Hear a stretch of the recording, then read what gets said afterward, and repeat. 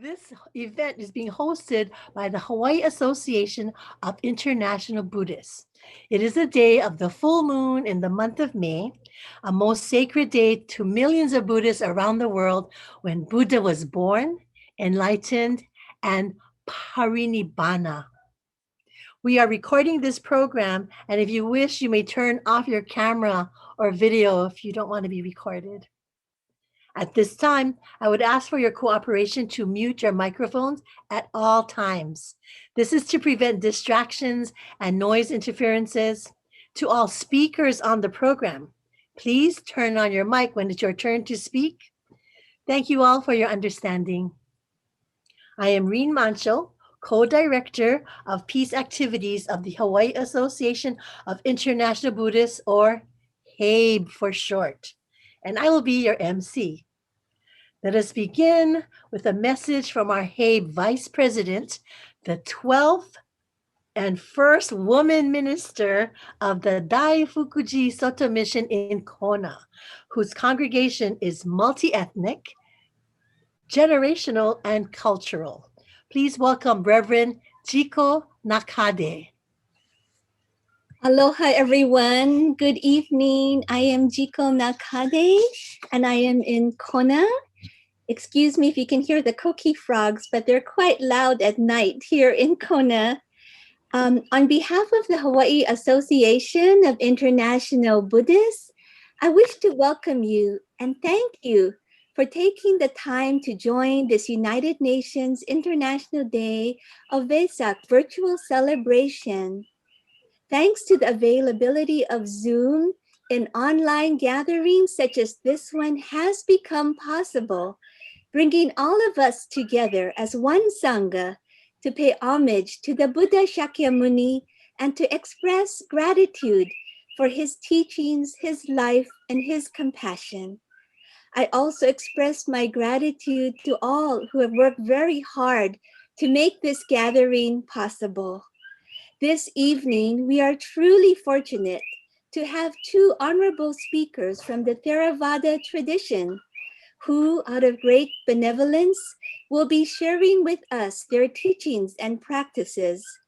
What a wonderful opportunity this is for us to learn about a tradition with which some of us are not very familiar and to expand our knowledge and understanding.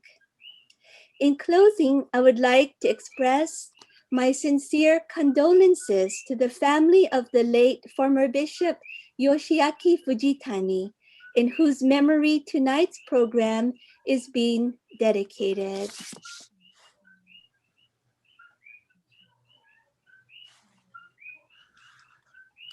Thank you, Sensei, for sharing your kokoro and also your koki frog. They are quite loud. Thank you.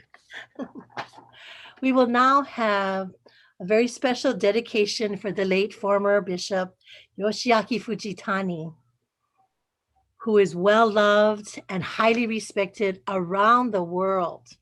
From the Kona Hongwanji Buddhist Temple and HAIB co-director of Hawaii Island, please welcome Reverend Blayne Higa with a special presentation.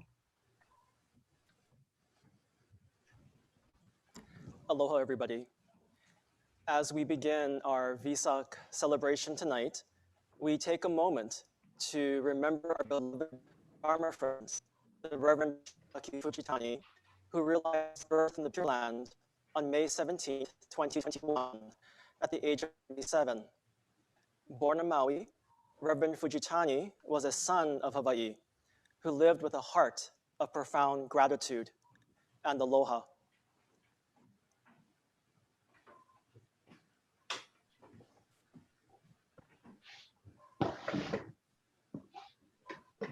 In an interview on his experience as a Nisei, or second-generation Japanese American, he shared, Buddhism teaches that we have four gratitudes. One is Oya no On, our gratitude to our parents. Shujo no On, gratitude to all beings. Kimi no On, or Kuni no On, our gratitude to our country. And the fourth would be our gratitude to the Buddha. In Buddhism, these four ons are taught.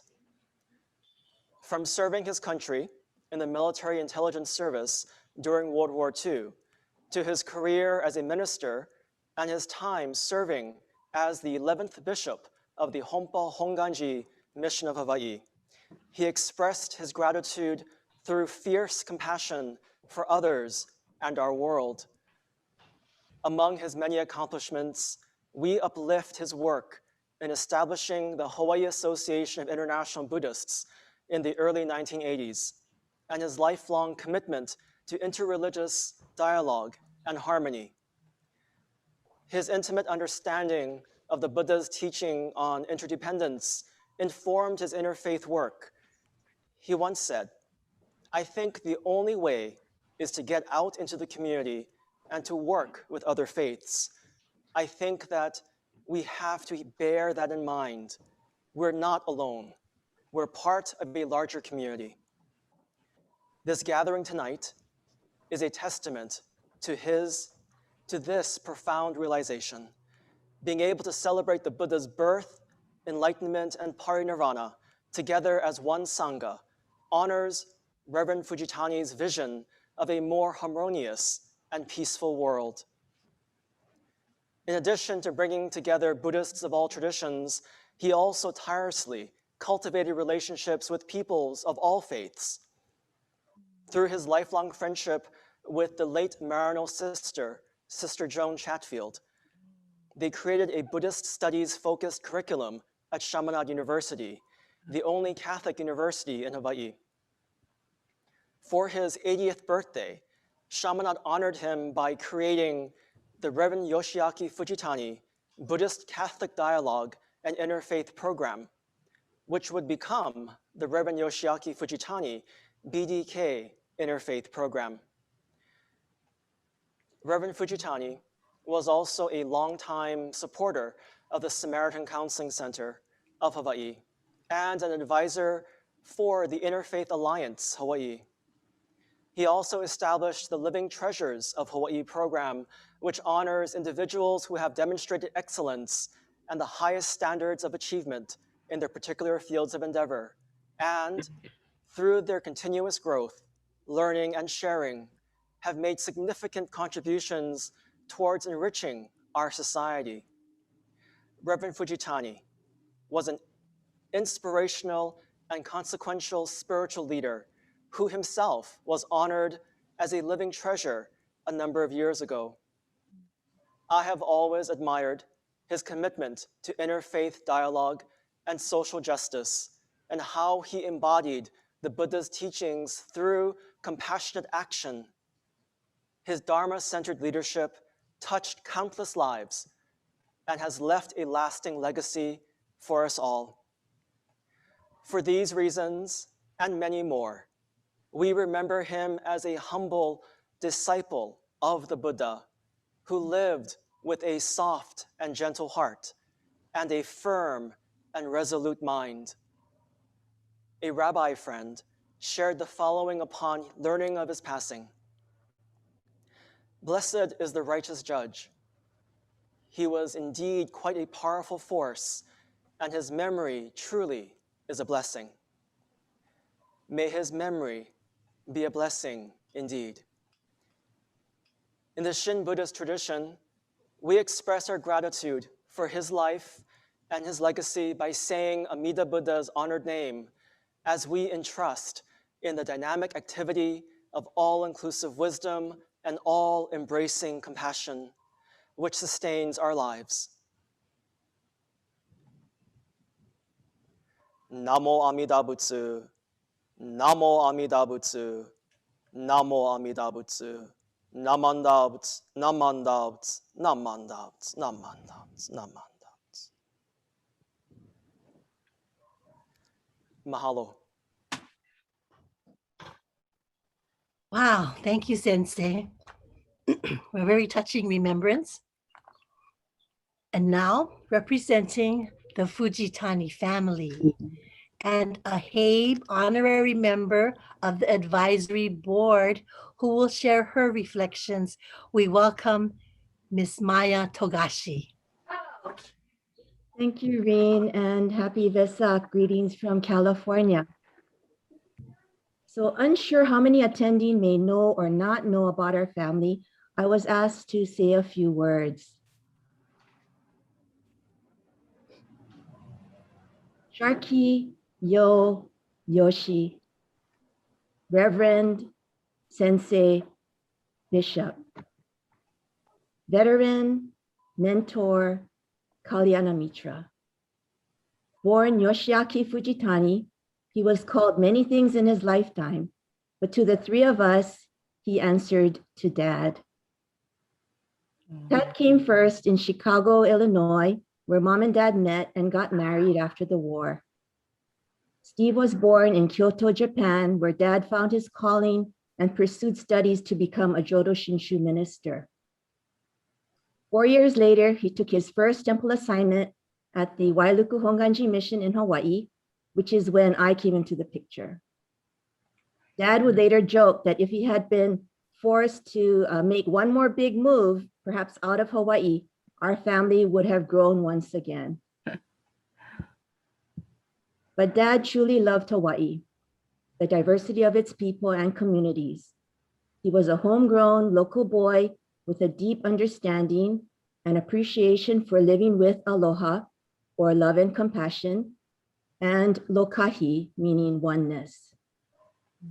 He was proud to have been a Hawaii-born bishop of the Hawaii Kyodan organization, and ministering in Hawaii also spurred his interest in ecumenism. As for growing up in a Buddhist household, I don't recall any outright talks or mention of the Four Noble Truths, Eightfold Path, or other so-called Dharma lesson at the dinner table. In fact, Dad hardly talked much at home. But one thing's for sure, he could count on Mom for almost everything, as she was the willing and able co-captain of Team Yo. Raising us kids and running the household and finances, she simultaneously supported him in every way with what was necessary for his position, interests, and career. I often was amazed at how she could magically whip up an authentic Japanese meal with little or no notice when Dad would come home announcing at the front door that he'd brought with him a guest or two to entertain. Mom seemed to always meet expectations, however high, with grace and generosity. The consummate host, she taught us how presentation was just as important as the meal itself and was a stickler for parsley or shiso leaves as garnish on every serving platter. But pardon my digression. Many know of Dad's sometimes droll wit, which continued into his later years. I recall at a recent birthday dinner when he was asked, "Do you feel like you're 96 years old?" Wow. And without a thought or grin, he replied, "No, I feel more like 95. His mind was amazingly sharp right through till the end.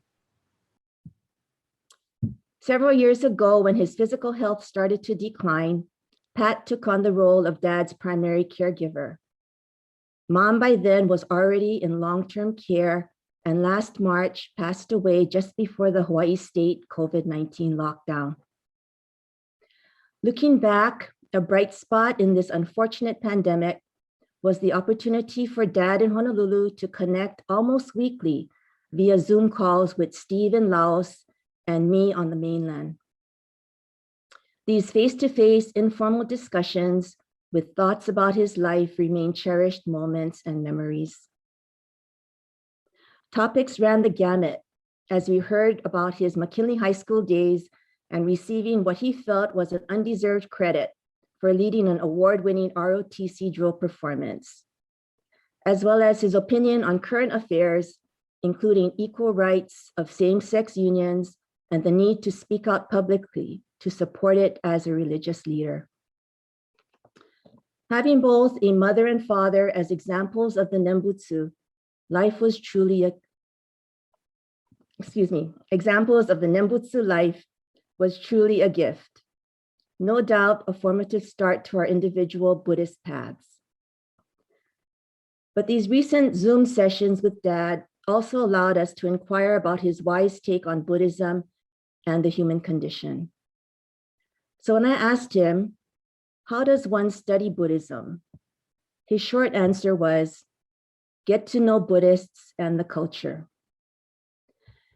This brings us to the Hawaii Association of International Buddhist Organization. My thinking is that Dad's idea of HAIB 29 years ago was an opportunity to learn from and collaborate with other Buddhist traditions while helping to strengthen our own understanding of the form of Buddhism we each choose to live. Thank you, HAIB, for your continued presence in uniting Buddhists of Hawaii with those around the world, promoting mindfulness and cooperation toward ultimate peace and the well-being of all mankind. Namo Amida Butsu. Thank you very much. Namo Amida Butsu. Wow, Maya, that was awesome. You made it so intimate for all of us here. Thank you for touching us all. And here to share this international recognition of Vesak Day is the United Nations Association of Hawaii Honolulu Chapter President, the very involved, dedicated, and active community leader. Please welcome Ms. Joanne Tachibana. It isn't. Thank you, Irene, for that wonderful introduction. And what a privilege it is tonight to share a message from the Secretary General of the United Nations. And Purani asked me in closing that I might share some reflections of my relationship with Reverend Fujitani. So let me begin. The Secretary General of the United Nations says, congratulations on this day of Vesak, a sacred occasion to millions of Buddhists around the world. He said, peace and understanding and the vision of humanity supersedes national and other international differences are essential if we are to cope with the complexities of the nuclear age. Buddhism is pacifistic and has this fantastic view. And he said, this philosophy of peace lies at the heart of the Charter of the United Nations. And the new Secretary General says, as we honor the birth, enlightenment, and passing of Lord Buddha, we can be inspired by his teachings. And as the human family suffers the impacts of COVID-19 pandemic, we are reminded of the sutra, because all living beings are subject to illness, I am ill as well. This timeless message of unity and service to others is more important than ever. It is only together that we will stop the spread of the coronavirus and recover. Let us celebrate Lord Buddha's wisdom by taking action for others with compassion, solidarity, and renew our commitment to build a peaceful world. So these are the words of the United Nations Secretary General on this most auspicious occasion. So as Joanne Tachibana, the friend to a mentor of Reverend Fujitani, we met when we were asked to participate in writing this book called Unity in Diversity.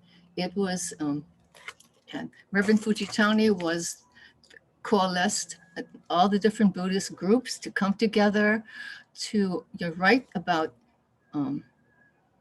their own Buddhist tech. And I was part of the SGI USA International, Hawaii, and so I wrote that course. So we had these wonderful meetings, and the book was published in 1996. Very limited copies were available, but it was the first time that this unity of, even among Buddhists, was shared. In this book, we had 32 different Buddhist groups shared their reflections, their pictures of who they were in our community. So, and then from then on, with the 442, I'm with the sons and daughters, we would meet. He was a wonderful mentor to many, and we became like very nice family. And so as time went on, we would talk together. Occasionally his grandson, we would bring us and we would share a meal, and he would share with me his vision of interfaith and how we should proceed. So it would then, and the time passed, and he also when he was less capable of getting out to do things, I would call. And, so I got to know Pat pretty well, and I would call and ask for time to visit. I don't drive, so my friend would drive me and our little dog to visit the Reverend, and we take pictures, share a few moments and share warm friendship over a cup of tea. And because of COVID, our last meeting with him was really the last summer, but I would call and check in with Pat to see how he was doing. And one of the things that, as we get older, I know he was getting physically weaker, but he really had a strength in his heart. But also it gets a little bit lonely. And so I really made efforts to call and to just check in with him, just stay connected, to show my appreciation for what he has meant in my life for the last 20 years. And so Pat texted me upon his passing, and I shed tears of, sadness, but joy that he had been a part of my life for the last 20 years. And this book remains a treasure in my heart. And I thank you for this opportunity. And United Nations Association motto is uniting the world with aloha, which was the spirit that Sensei always had. So thank you for letting me share this short reflection and love for Reverend Fujitani and sharing the United Nations message. Thank you. Thank you, Joanne, for your leadership and sharing the Unity and Diversity book, 32 Buddhist organizations. That's amazing. We'd like to next ask to lead us in the vow of humankind. Please welcome from the Thai Temple, Hawaii, Mr. Lex Fox. Vow of humankind. Okay, my name is Lex, so I'm gonna start saying, okay, calm and composed. Awakening to our true self. Practicing ardently our compassion. Making full use of our abilities according to our respective vocations.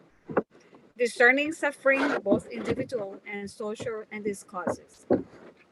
Recognizing the right course for history to proceed. Let's join hands as kin beyond the differences of race, nation, and class. With love and compassion, we vow to bring to realization humankind's deep desire for liberation by making every effort to create a world that is peaceful and joyous.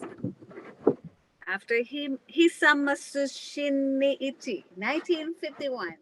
Next, to lead us in the Eightfold Path, please welcome from the Hawaii Jodo Shu Betsuin Sunday School, Miss Sophie Narashiba. The Buddha teaches us that we may become pure and holy by following the rules he laid down for us. Let us repeat them and also remember at all times what they mean. First, right understanding. Let us learn and try to understand the truth. Second, right purpose. Let us try always to do what is right. Third, right speech. Let us be truthful and kind in all we say. Fourth, right conduct. Let us try to behave ourselves at all times. Fifth, right livelihood. Let us earn our living in a way which will not harm anyone. Sixth, right endeavor. Let us constantly try to become better. Seventh, right thought. Let us cherish our thoughts because our words and our actions arise from our thoughts. 8. Right meditation. Let us think often of Amida Buddha and repeat the sacred name, Namo Amida Butsu. May the sacred presence of Amida, who said he would abide in his teachings, be our guide. May we follow his glorious example and tread with unfaltering steps this noble path until we too shall attain enlightenment. Namo Amida Butsu. Namo Amida Butsu. Thank you, Sophie, for giving us such great guidance for all of us. And so we had such a full opening and introduction. Here goes our first Dharma Talk speaker will share with us the meaning and history of Vesak, who will be introduced by a member of the HAIB Advisory Board. Welcome, Venerable Kama Lekshe Tsomo. Hi, everyone. I'm very honored to be here. And I would also like to pay my respect to Reverend Fujitani, hearkening back to their days around 1974 with the Hawaii International Interfaith Alliance, and then the very founding of HAIB, which must have been, I was still a student, about 1992. So we really honor him and respect him and keep him in our hearts. So I'm also very honored this evening to introduce our keynote speaker, who is both a colleague and a friend. She actually spent a lot of time in her youth here in Hawaii when her father was working here. So maybe she'll talk about that a bit. But Venerable Tathālokā is an American-born member of the Buddhist monastic Sangha. She entered monastic life in 1988 and received her Bhikkhunī full ordination as a Bhikkhunī, a Buddhist nun, with the Sri Lankan Sangha in California in 1997.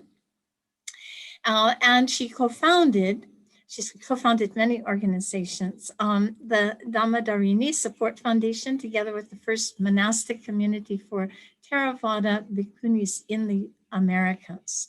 This is quite historical, actually. Inspired by the Buddhist forest traditions, in 2008, she co-founded the Aranya Bodhi Hermitage and later Dhammadharini Monastery. In 2009, she became the first contemporary Western woman to be appointed a Bhikkhunī preceptor, that is, one who gives ordination to others. She first received instruction in mindfulness and insight practices when she was about 10 years old, and studied further and trained with Indian, Korean, Thai, Sri Lankan, and Burmese meditation teachers, including the Thai forest traditions of the Most Venerable Ajahn Mun and the Burmese Vipassana meditation masters Sayadaw U Pandita and Paul Sayadaw.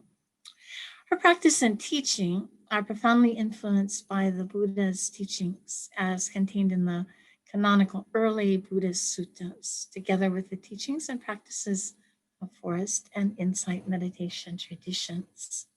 So I'm very honored and happy to now invite our keynote speaker to tell us about the history and development of the Vesak tradition.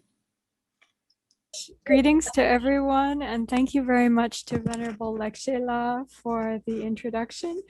And yes, please go ahead and play the video and we'll have a chance to chat later. Let me just say how delighted I am to be with you this evening on the Vesak full moon night. And according to some of the Theravada traditions, it's the 2,600-year anniversary of the Buddha's awakening tonight. So this is a very enormously special and auspicious night. And Purani, after all of our correspondence, I'm so delighted to see you in person, live like this, and to see everyone's smiling faces and to feel the aloha energy.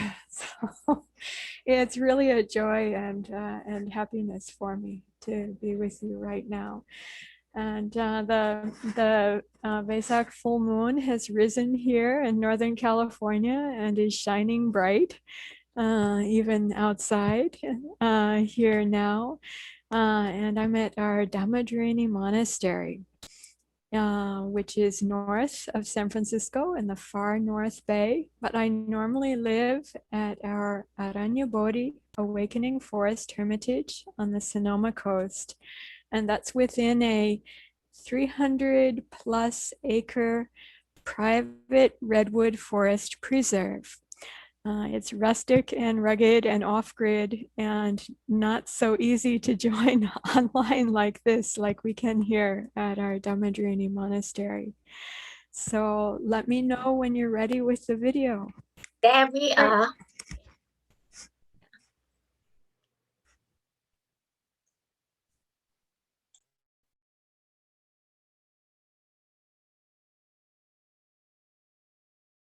History and meaning of Vesak. With myself, Tathālokā Terry, on the Vesak full moon, Vaishaka Buddha Purnima, 2565 of the Buddhist era, on the United Nations International Day of Vesak, May 26th, 2021 of the Common Era, with the Hawaii Association of International Buddhists.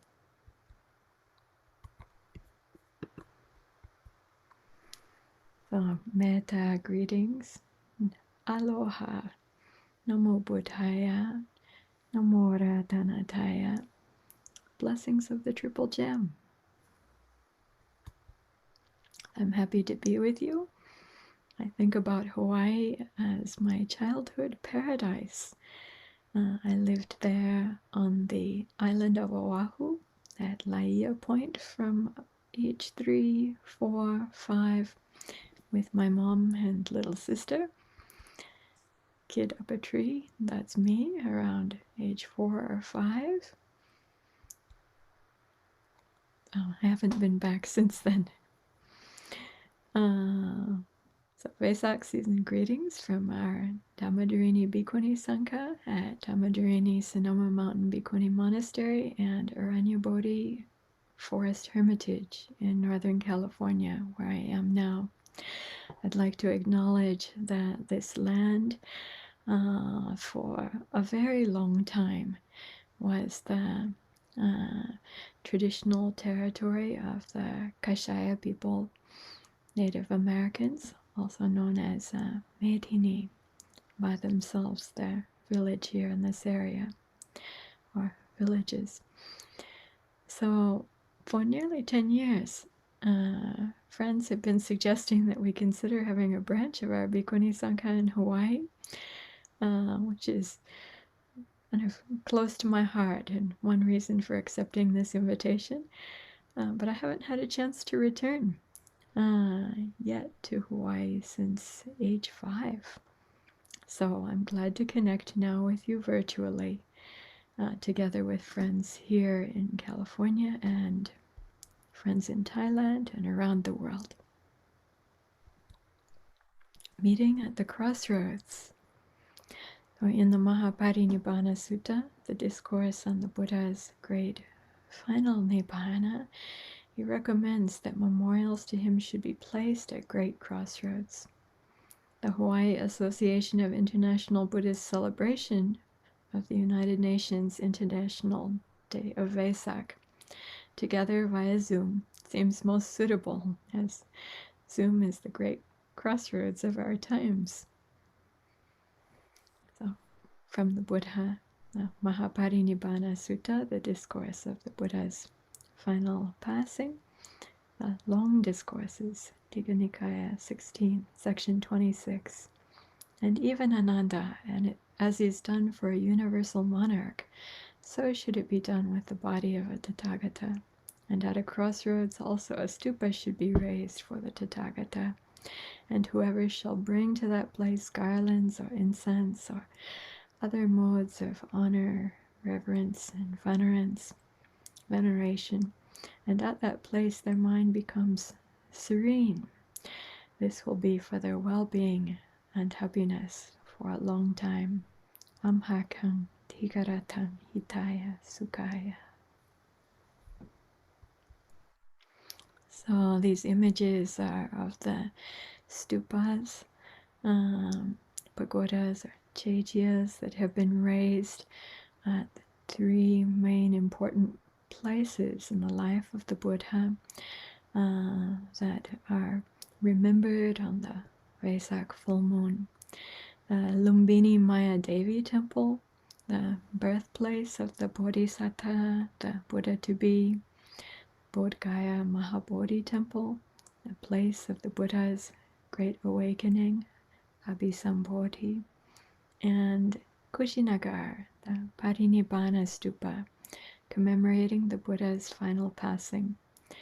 Now I'd like to offer these traditional short words of honor, reverence, and veneration in memory of the excellent qualities of the Buddha you're welcome to join me. Namo tassa bhagavato arahato samma sambuddhassa. Namo tassa bhagavato arahato samma sambuddhassa. Namo tassa bhagavato arahato samma sambuddhassa. Buddhang dhammang sanghang namasami.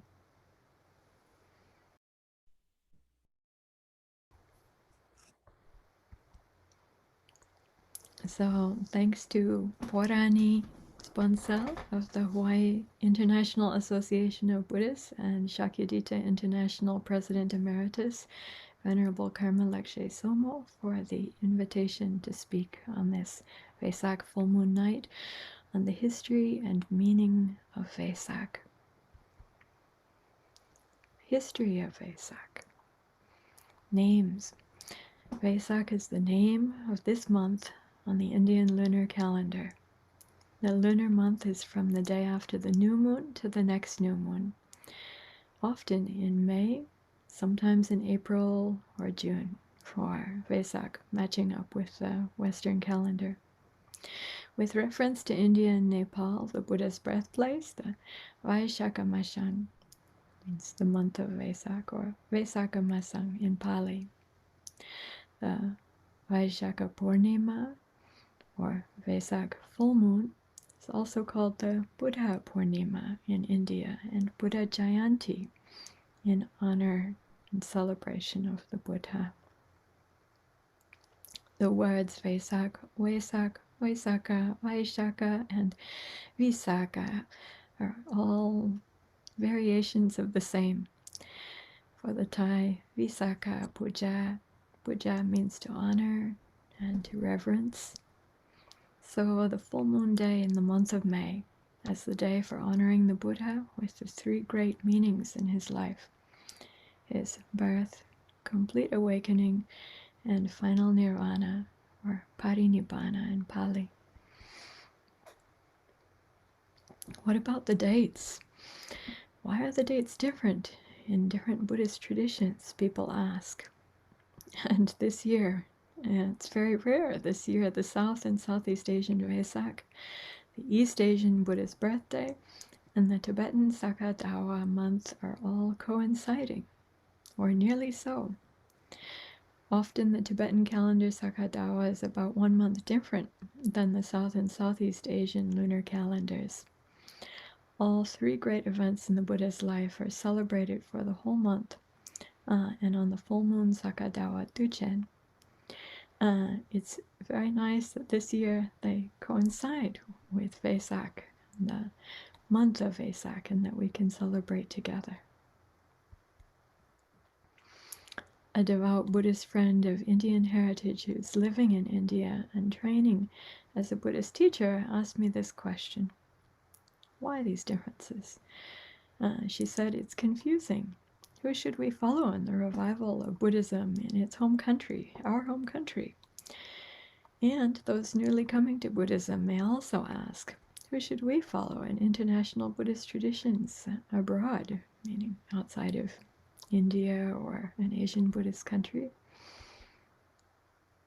Let's approach the first question. Why these differences in dates? First answer, perhaps, because of different regions, slightly different lunar calendars.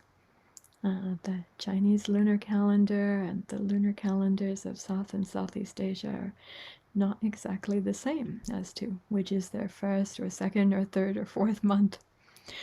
And also the regions that Buddhist texts and oral traditions pass through as Buddhism spread far and wide. We can see with some texts how they originated in one part of India and then spread to another part of India and then to the far northwest, Kandara regions, and then spread across China to Korea, and this is the spread far, far and wide, and now these traditions around the world. A second answer: there's not only the difference between different regions' lunar calendars, but also the difference between lunar calendars and astro-solar calendars, and now the difference with Western calendars as well. So the difference between lunar and astro-solar calendars. This picture is just an example. Some scholars say that at the time of the Buddha's birth, the astro-solar calendar and the lunar calendar coincided such that the full moon, that's the lunar calendar, and the asterism Songkranti, in Thai Songkran, for the astro-solar new year, on the astro-solar calendar, that they were aligned at that time the Buddha was born. While over the millennia, they have diverged. So that's why we have Songkran and the Buddha's birthday apart now. Thus, we have the Southeast Asian people's traditions, parades with Buddha images, bathing Buddha images, and bringing sand to temples and making sand stupas at the time of the astro-solar new year for Thai Songkran, while East Asian Buddhists are bathing the baby Buddha following their lunar calendar. Thus, for South and Southeast Asian Buddhism, the astro-solar new year is one holiday, while Vesak on the Buddhist monastic lunar calendar is another holiday. People don't mind so much because people love more holidays. Also, early Buddhist values are supportive. Even more importantly, they're the strong early Buddhist core values of inclusivity and honoring diversity. Unity and diversity, harmony and sustainability as core values.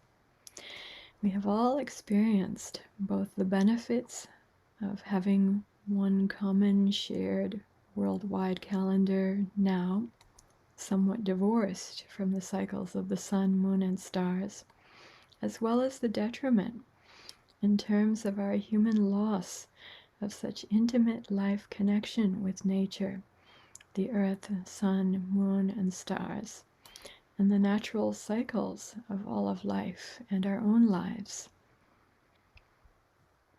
Living in the forest with traditional Buddhist monastic discipline of the Vinaya.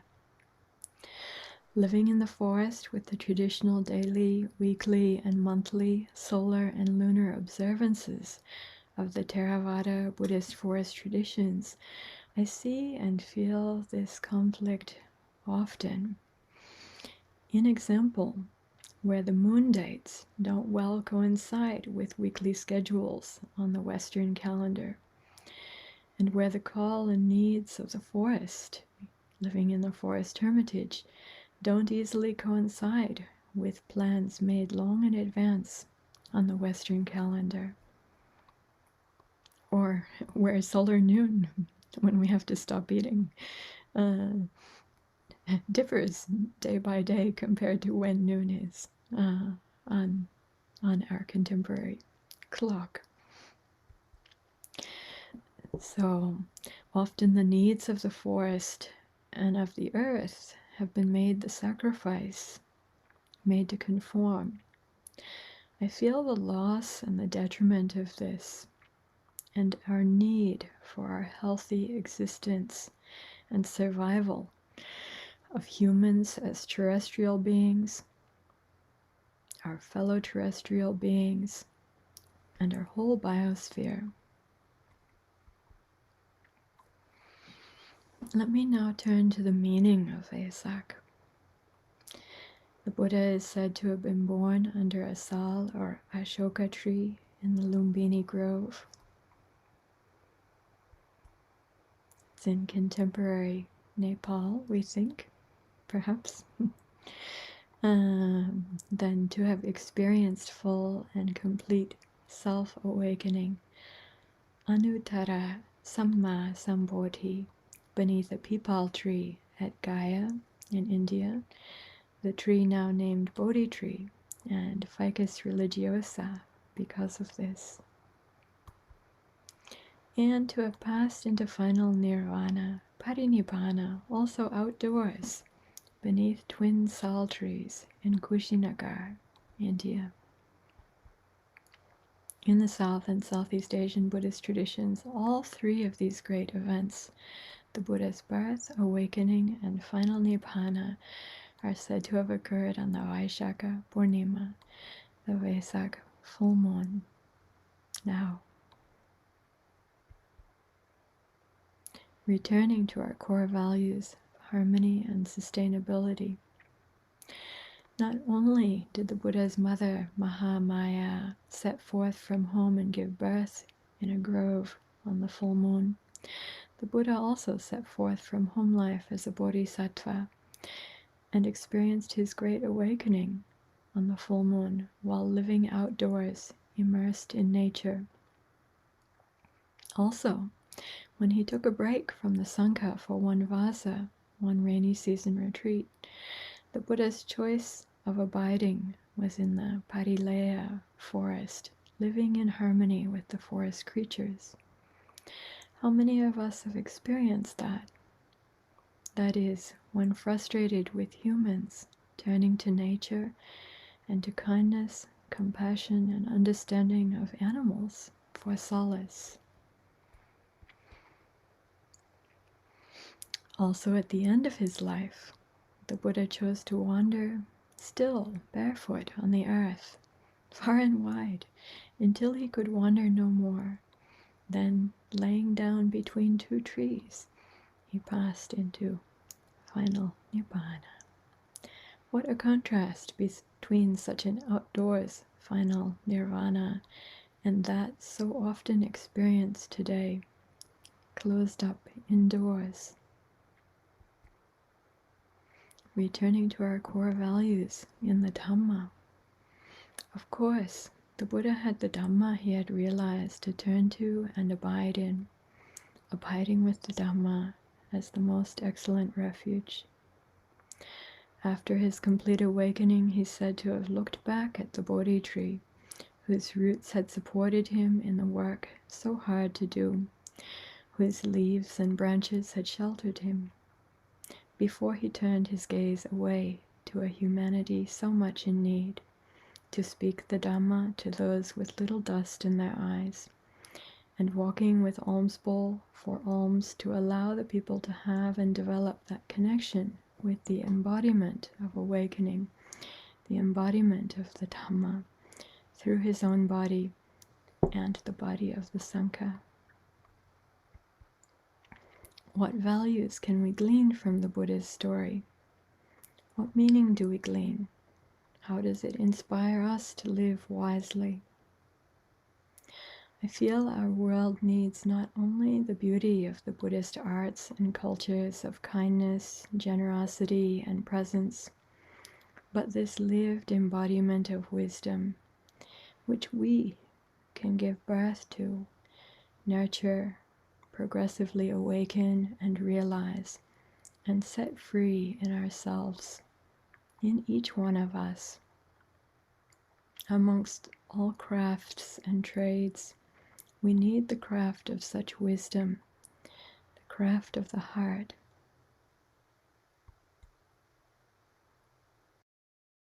How does this inspire us to live wisely?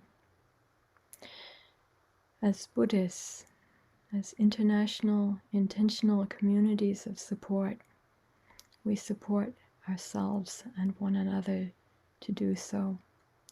Properly, this means fully moralizing and enabling monastics of all genders, both bhikkhus and bhikkhunis, as well as fully dedicated, experienced, and enabled laypersons, upasakas and upasikas, who have drawn near and are intimate with the Buddha, the Dhamma, and the Sangha, all those who are Visita, Visarada, is wise, experienced, and confident in the Buddhist teaching, able to dispel false views and untrue, unbeneficial ideologies. Final words on the meaning of Vesak. Offer the Buddha's final words to us.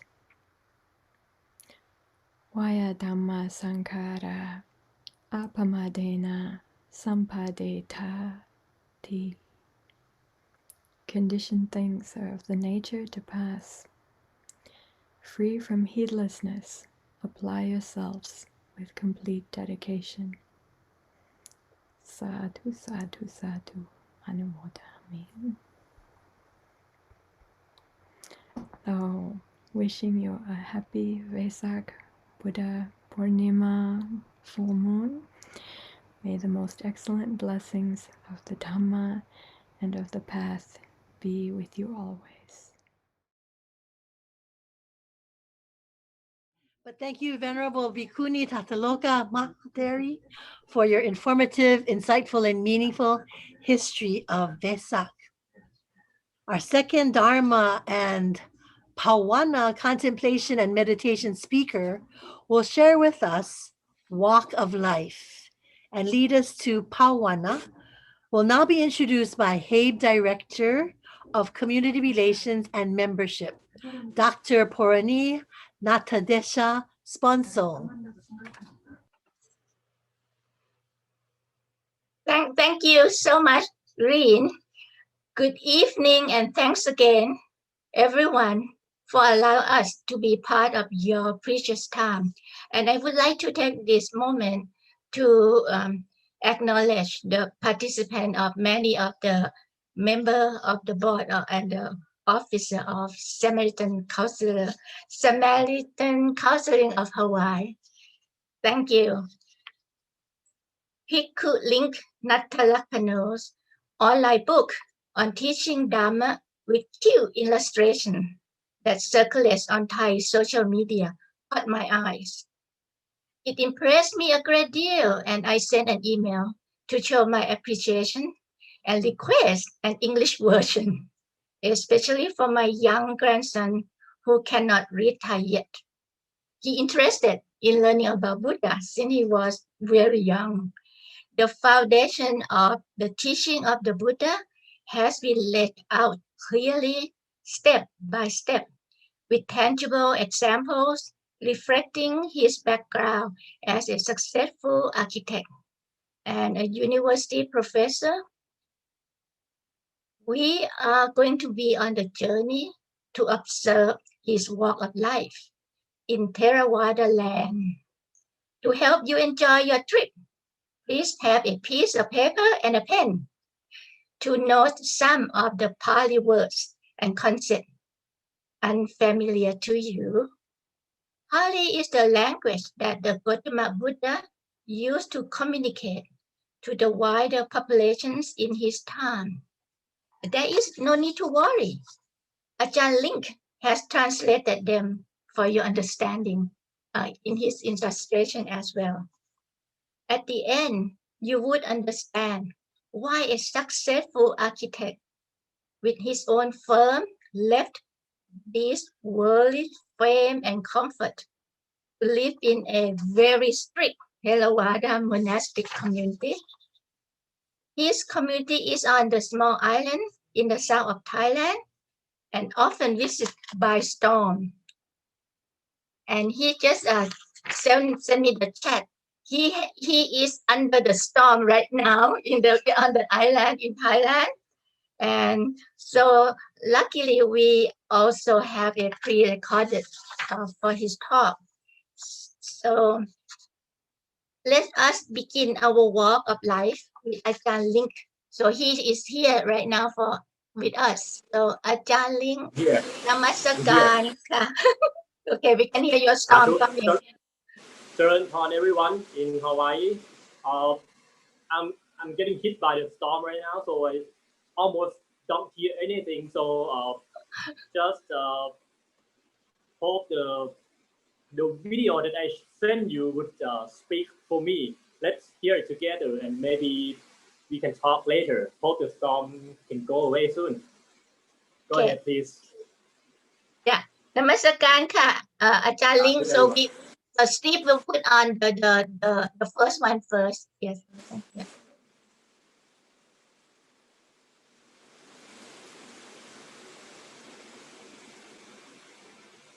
Upon everyone in Hawaii. I'm so glad to have a chance to meet you on Vesak Day today. Today I would like to talk about walk of life. Mentioning walk of life, we might think of the roadmap or the pattern that everyone follows these steps. Started from the young, we went to school, we finished school, we try to get a good job, get good money, try to be expertise or be good at something, get good reputation, try to find happiness and try to be wealthy so we can take care of ones that we love. We try to be good.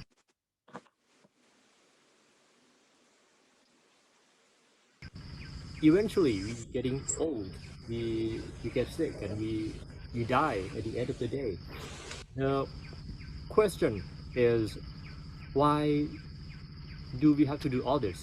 Or we just do this because just following the footsteps of people ahead us.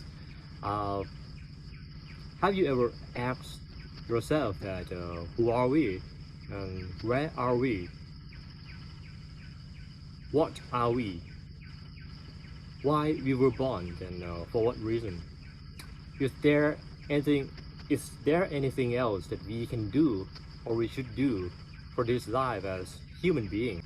Based on the Buddha's teaching, there are answers to all of those questions. In order to make it easier, I put together a story which is a syllabary to our lives. Look at this picture. Suppose that this is a train station, which is the beginning of all kinds of life forms. Everyone, we start our lives this way. We know nothing. We are not able to remember what had happened in the previous lives. And in order to survive, we have to learn the new things as quick as possible. We need new experience and we have to try to get used to the new world as soon as possible. Everyone has things in common. One of that is once we were born, we suddenly received death penalty based on this picture. We will die in 12 hours. That's the information that we received. Is that short? 12 hours? Some might think it's really funny. What could we really do within 12 hours, right?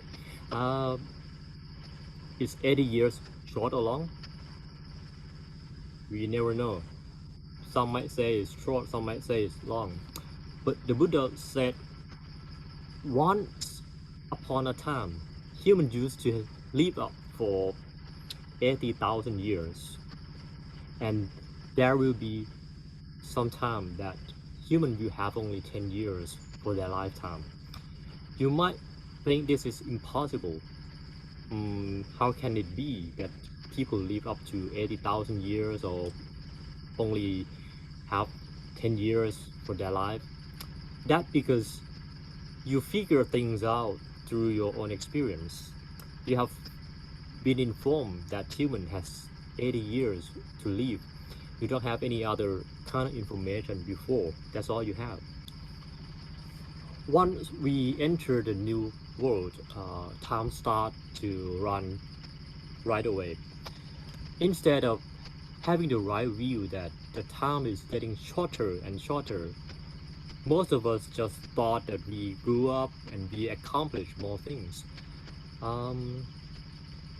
All of us just are pushed and pulled following what we like and dislike. There are similar things on everyone, which is we all try to search for happiness, and we try to get rid of suffering, because we never knew that actually there are true happiness lie within everyone's hearts already since the beginning. Because we don't know that. That's why we have to go chase around and try to find happiness from the outside.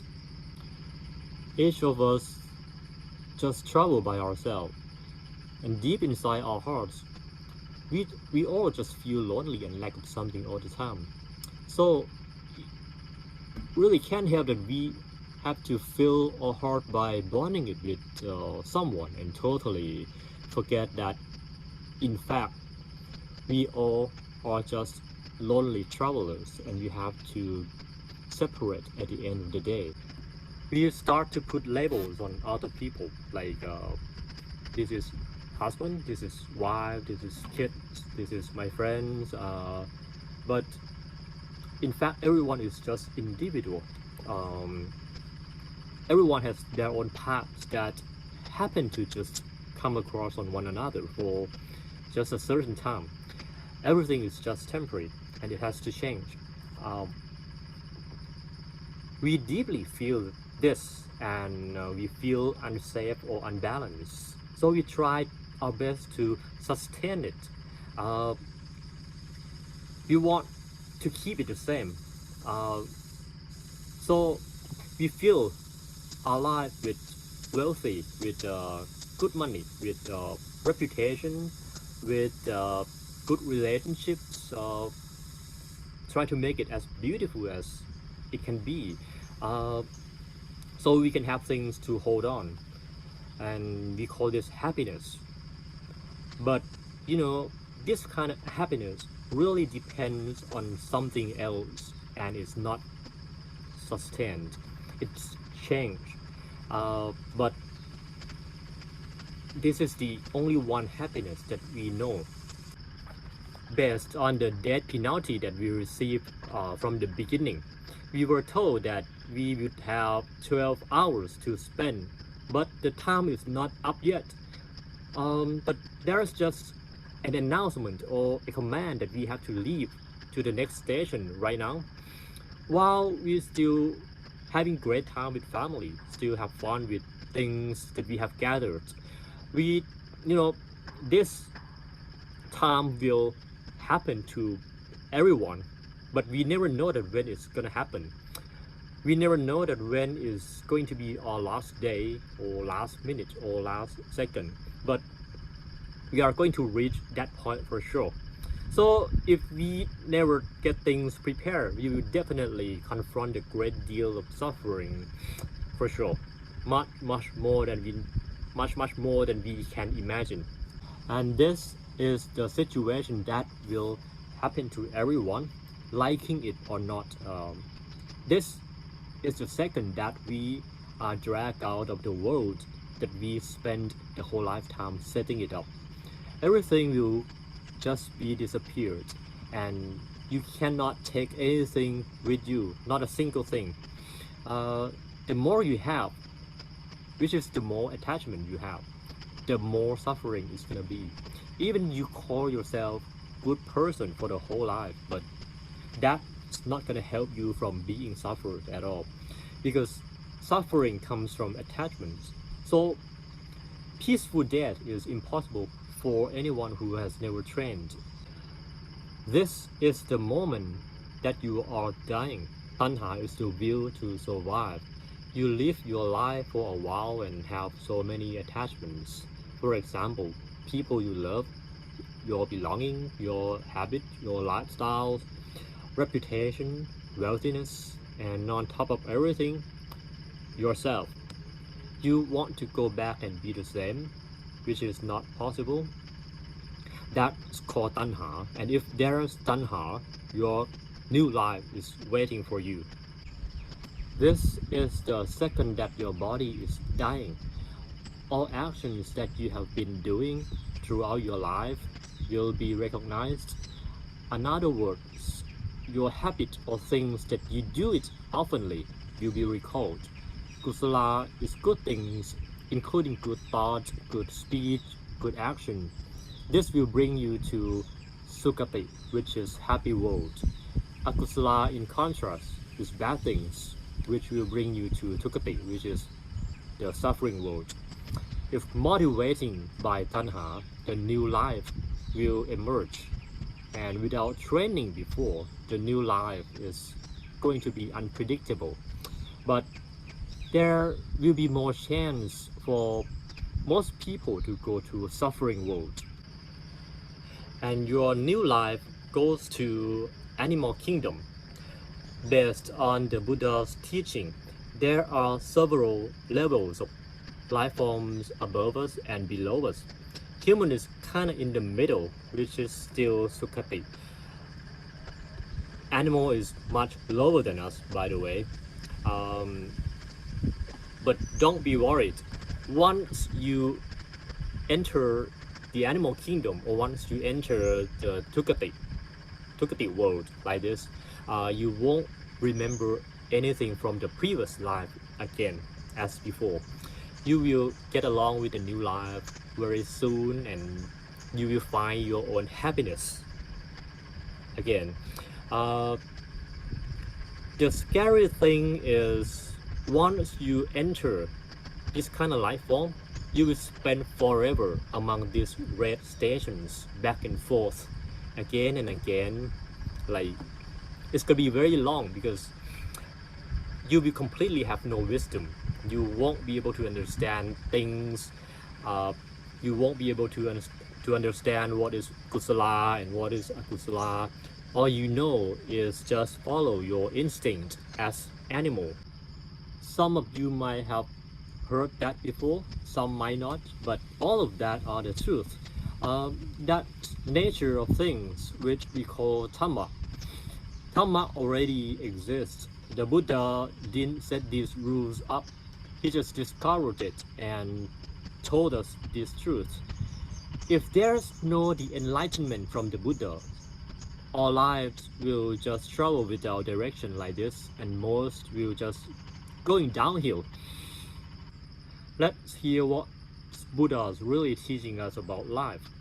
Life is composed of body and mind. However, the suffering and happiness is only rising and passing within the mind. So today I'm going to just focus on the mind. The mind is peaceful from the beginning, but we don't aware this, so we live our lives by following our instinct, which become habits. And the Buddha called this kilesa, which including delusion, greed, and anger. Delusion is the state of mind that cannot stay focused. There would be too much distraction or too much things inside your head. You can't aware things in front of you, and most of the time you will be having too much fun or too much sorrow, too much sadness in your life. When you are delusive, the greed will follow. The greed is the fact that your mind tries to search for things that you like through senses, including eyes, your ears, nose, your tongue, your body contact, and your heart. But when things is not what the way you expected, the anger will occur. Anger is in the opposite to greed. It happens when you sense things that you don't like. When the mind is contaminated by kilesa, including delusion, greed, and anger, most of the action, thought, and speech will be just wrong. And when these things are wrong, it's going to be harmful to others and including to yourself. All of this just came from the factor of like or dislike, which eventually will cause suffering. And that's how akusala is rising up. When akusala is rising up within your heart, your mind status will go lower than human standard. And what should we do toward this situation? Buddha taught us to do bhavana, which is the process of elevating the mind. This is sati.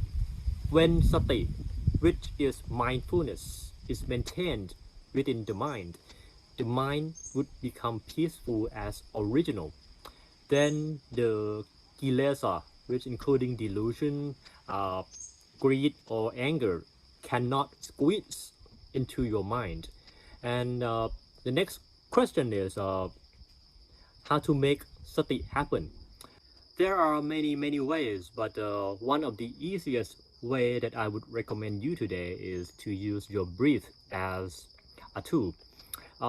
We can breathe anywhere, so we should be able to practice anytime as well. Suppose that bad things happen, like someone talk or did bad things to you, or you talk or did bad things to someone. Most of people will repeat that situation again and again in the head, and that creates suffering. You cannot chase that thought away. You cannot chase that suffering away. The only thing that you can do is switch from the course of suffering to the course of happiness. In this case, the course of happiness that you can do is just stay focused on your breathing. To do this, sati would emerge, and when sati emerges, there will be the status of mindfulness. When your mind becomes mindfulness, the suffering would not able to stay any longer, because the course of suffering has changed to be course of happiness already. However, that's just a theory. It's not going to be that easy in the real life. In order to stay focused and be able to detect when a kusala is rising, your mind must be in the standby mode first. Let's say a kusala is heat and kusala is cool. In order to sense the heat, you have to be in the cool first, because if you are in the hot temperature together, it's impossible to feel another hot object because it's the same degree on both sides, right? To make the standby mode happen, you have to restrain your thought, speech, and action, which another word we call it sila, which is the guideline to keep this neutral status on your mind. This is the significant fundamental to empower your bhavana. And on top of everything, sila is the guarantee ticket for you to come back as a human or any life form that higher. Let's see the meaning of sila. No killing. No matter how big or small the things you kill, even though you just kill a mosquito, that's definitely akusala. No steal, no cheating, no corruption, no sexual misconduct, just be honest to your couples, no false speech, which including lie, rude, pride. Pride is like just saying stupid things, make a joke, make fun of people, making friction on people, make conflict on people, no toxification, no alcohol or no drug. Why is this including? The answer is because this is going to drag you out of the status of mindfulness. That's why. Another meaning of sila is the human morality, which means if any of you lack each of this sila, that means your mind standard is become lower than human standard already. And there will be a lot of chance for you to come back as any kind of life form that lower than human level. This is the overall picture that shows relationship of kusala, which consists of pavana, sila, and thana, each of which has different benefits in different level. Thana is basically donating, giving, sacrifice. This is the most basic level of kusala because everyone can do this.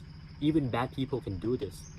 Thana is like a saving in a bank account, so you can have a good expense while you are traveling in the future, in the next lives.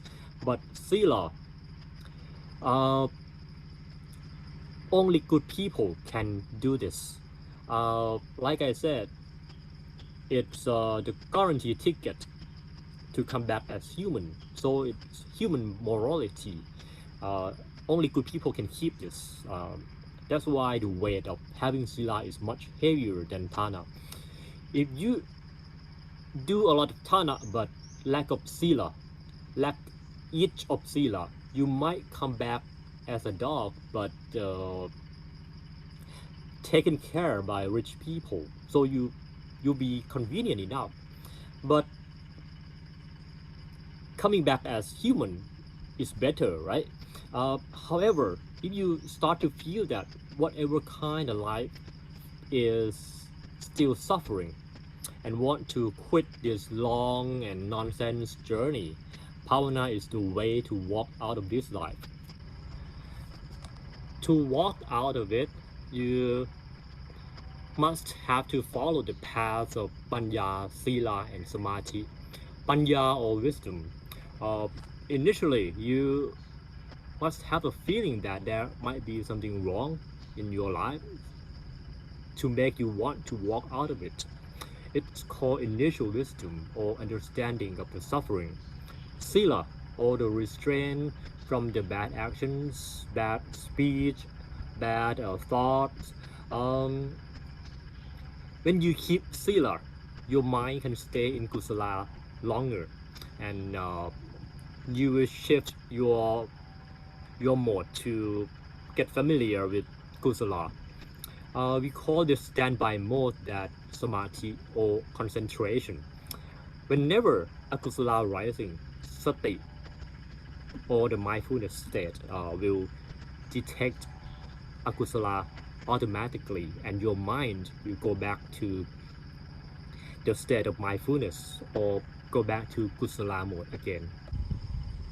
When you have kusala more than akusala in your life, your next life will definitely be sukhati or be happy, because it's motivating by sati. Here you go. You are arriving at sukhati or at the happy world, but in fact, the real happiness is never exist. We call it happy because it's just less suffering, that's all. Whenever the cause of the happiness is fading or weakened, everything will switch back to the suffering again and again. There will be no ending, and you will continue this journey longer and longer. The big question here is, do you still want to move on? Are you getting tired of this already? If you continue your bhavana, you will eventually find new kind of happiness, which different from the happiness that you already know. This kind of happiness doesn't need to depend on other things. It's called peace, which actually already lies within your mind from the beginning, but you never knew.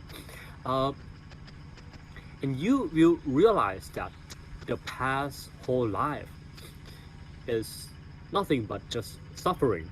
You will try your best harder to find a way out by walking on the opposite direction from most people. Based on the Four Noble Truths, suffering, you already understood it. The course of suffering, you can abandon it by restrain yourself from kilesa.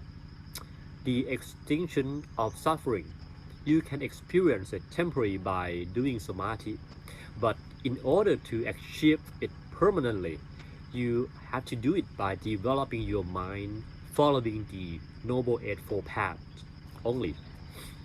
If you do not stop, there would be one day in the future that you will reach the end of the suffering. Remember this, life is not depend on what you believe, life is depends on what you do. I hope all of this will be useful to everyone, and that's all just came from the teachings from Buddha.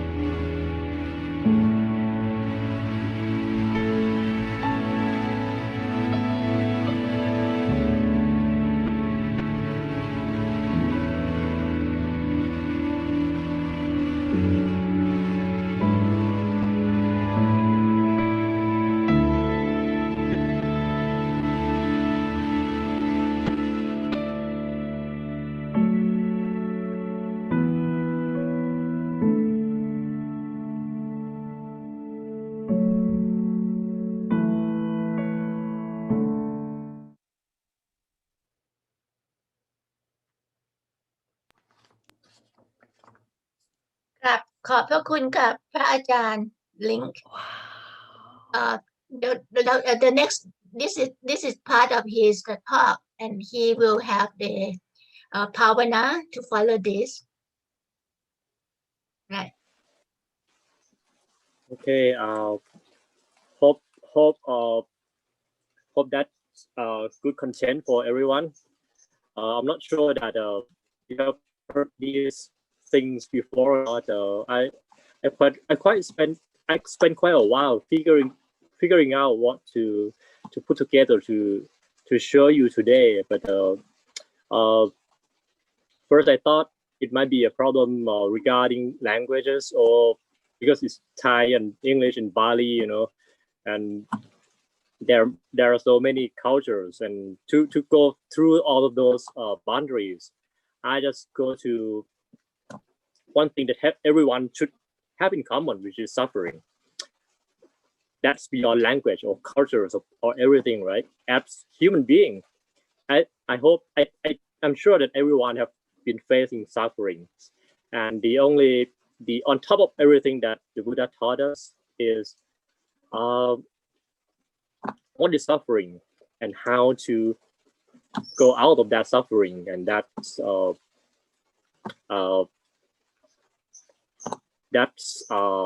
coming of the topic of that I chose to talk today. Hope you feel good with it.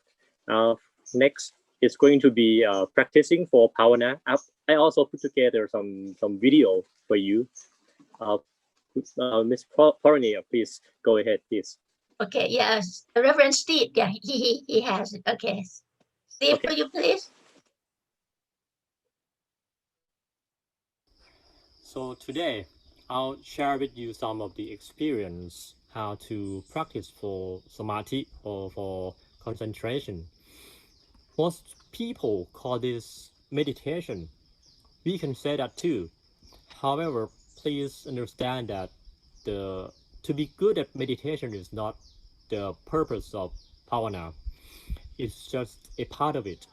The Pavana is the overall process of elevating your mind status. But practicing on concentration is a very significant part to empower your Pavana. When you practice on concentration much enough, you will see that your mind will shift to be familiar with Kusala side, and we call that standby mode. Whenever akusala arising, you will be able to detect it just right in time and get back to stay with Kusala. That's the objective of the practice here. The Buddha taught us many ways to practice on concentration. However, I would introduce you just only 2 exercises today. First, we call it mindfulness on breathing. You can just look at this picture.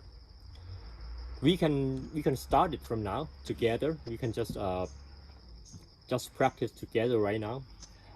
Everyone just can just sit in any way you want. You can sit on chair, you can sit on the floor, you can sit on the pillow, whatever. Anything that you feel comfortable and relax. Nothing to be worried. Put your back up straight so you can breathe comfortably. And just breathe. Everyone knows how to breathe already. We can begin with breathing lightly and long. You can keep it long as long as you can. When the breath is light and long, it's going to be delicate. And you know, the purpose is not trying to make your mind peaceful, you know. We cannot control anything on your mind. It's above the control. The only thing that you can control at this moment is your body, and your breathing is counted as part of your body. When your breath is delicate, it's gonna make your body become peaceful. When your body is peaceful, your mind will be peaceful at the end. And you can open your eyes at the beginning, or you can close your eyes. It's up to you. But when you feel more relaxed, your eyes you getting closed by itself. And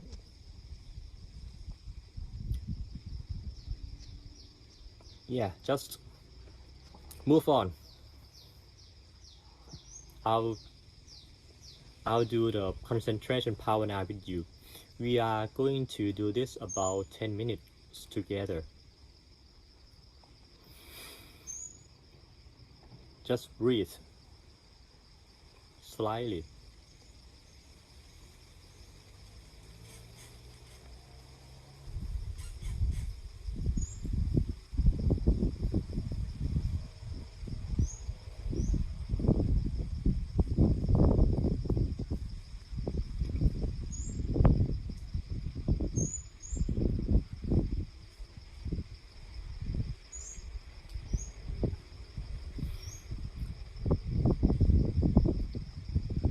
Just have the awareness of the breathing right at the tip of your nose.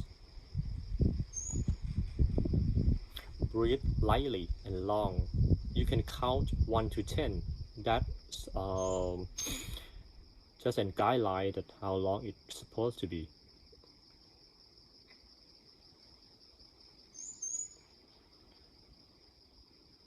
You breathe in, count 1 to 10.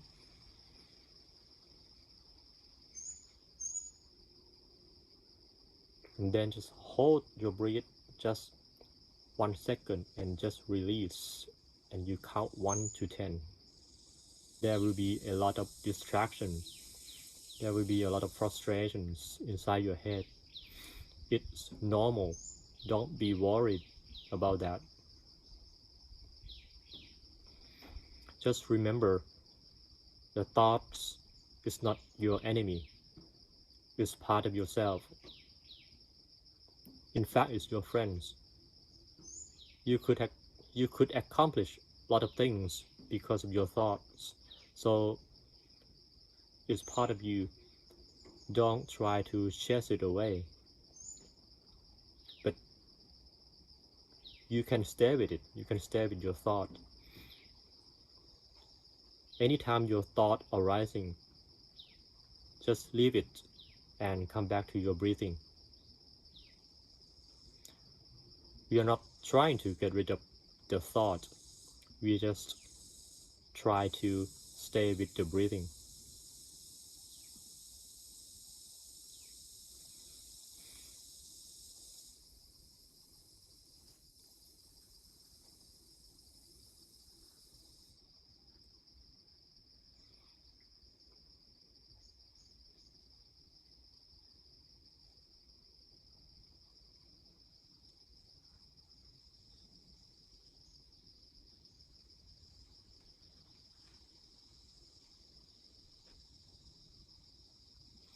Just relax, be comfortable, but straight your back up.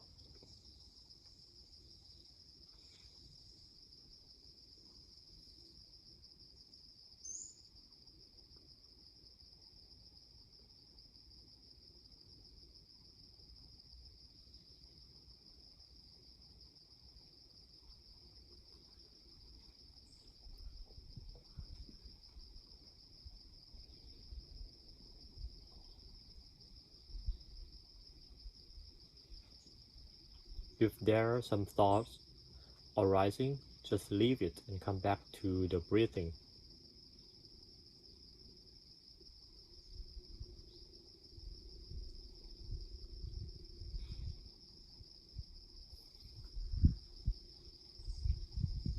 Breathe smooth and long.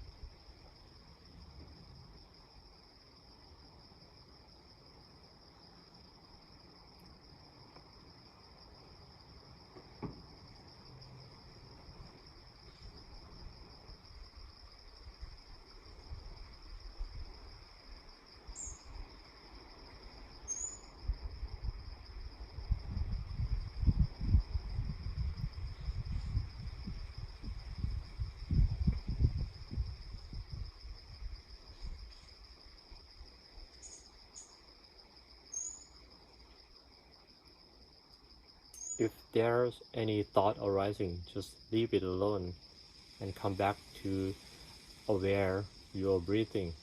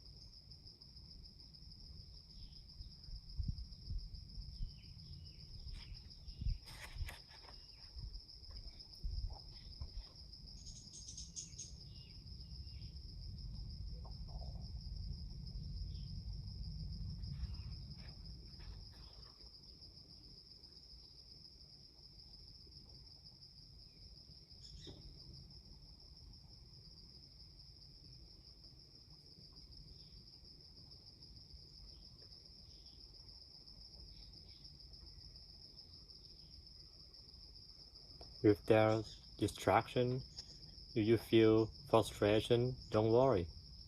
That's because you don't get used to doing this.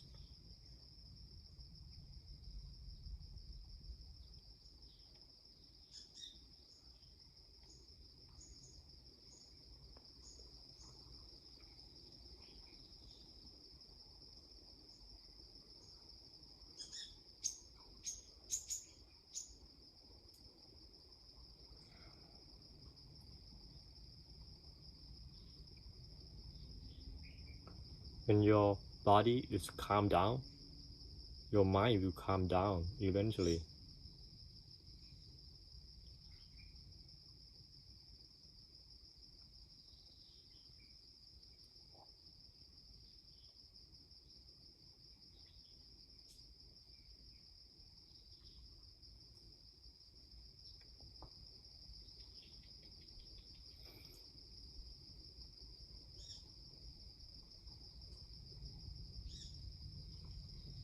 When your mind is calmed down, you will feel peace inside.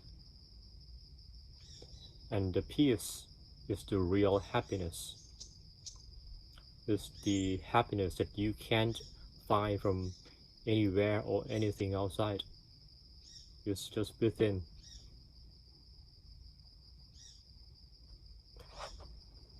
And you can also share this happiness with your loved ones.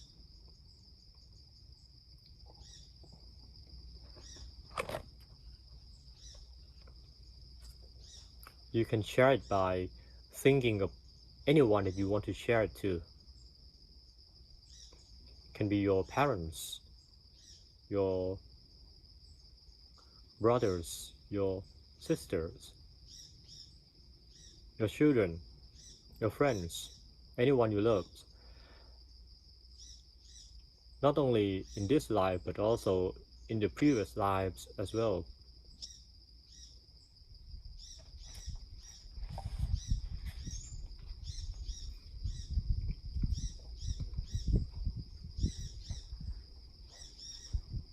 We have born and died so many times already. We have a lot of relatives, and many of them are suffering right now. Many of them are waiting for us to share this kind of happiness to them. You can Just think of them right now and share the peace that you are making to them.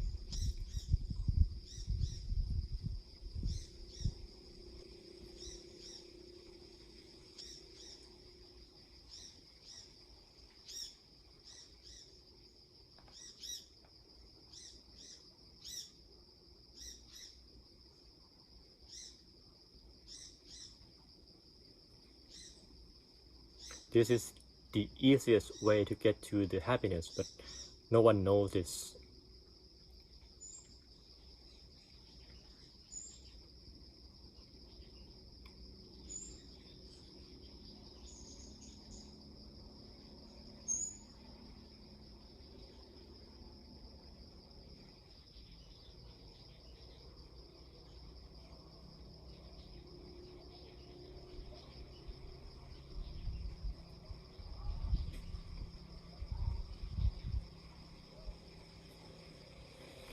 Before opening your eyes, just remember this feeling and keep it with you. Bring this feeling with you so you can use it in your daily lives. Okay, I think the time is enough. Let's open your eyes. How's that? That's mindfulness on breathing. This is the most recommended from the Buddha. It's easiest because we don't need any kind of tools. The only tool that we need is your breathing, which you already have it with you anywhere, anytime. So if you can breathe, you can do the practice.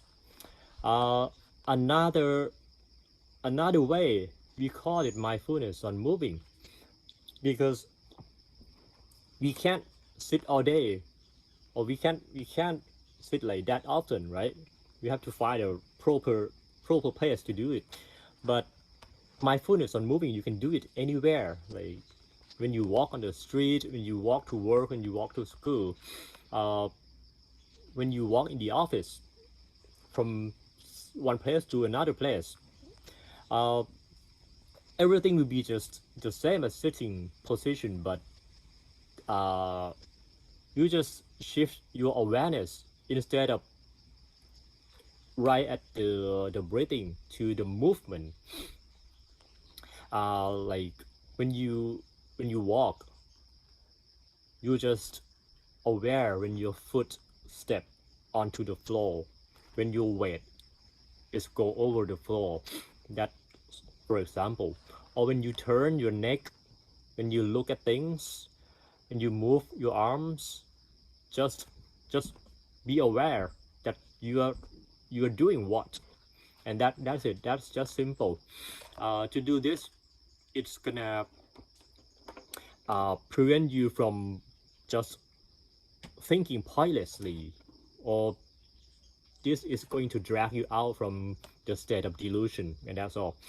You can practice this throughout the day, anywhere, anytime, and again, this is just a part of Pāvana. You have to work on your sila as well. That is the foundation. And when you have sila and samadhi, eventually the panya, which is wisdom, will arise. And that is all for today. Hope you find this useful and keep Pāvana.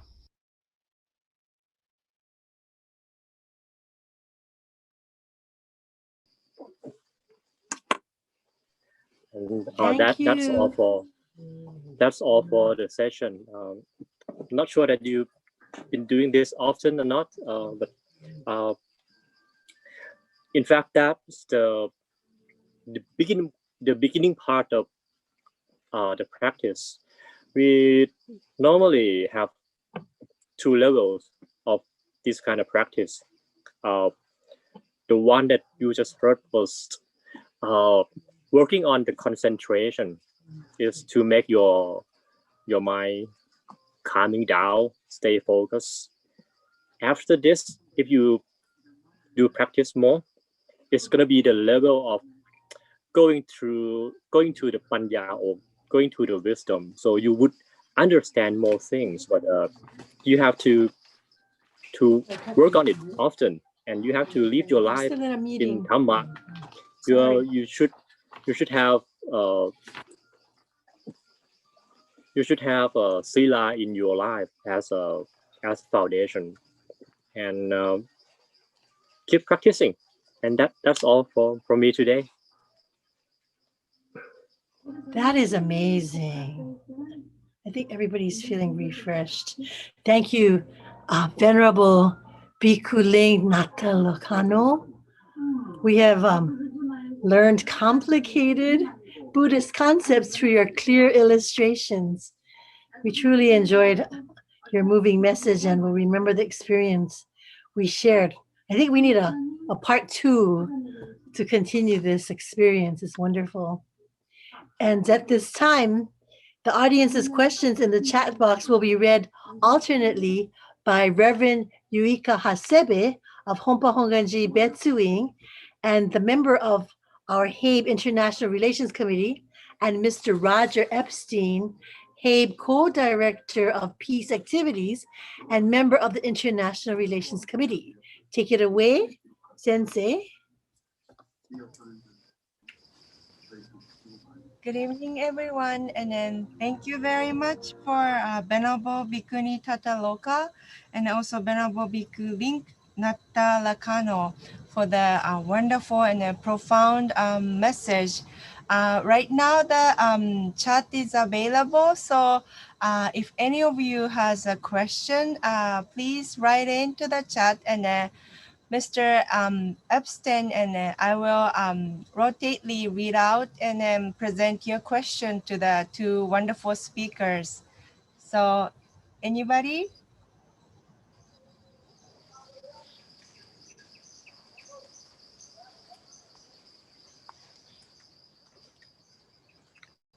So maybe can I ask question then? Please go ahead, Sensei. Okay.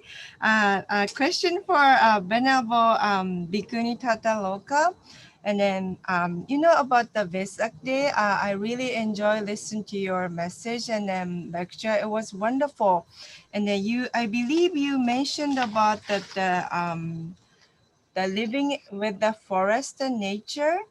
And then the Buddha, I never thought about it, but like you said, Buddha was born outside in the garden and then enlightened in the nature, and then passed away at the, you know, like under the tree too. So I never see the Buddha as a sort of like a in between of a human world and the nature itself. And then in this time, the present day, that we as a Buddhist, like what will be the best way to contribute it to the world climate or environment issue we are facing right now? Your guidance is appreciated. Thank you.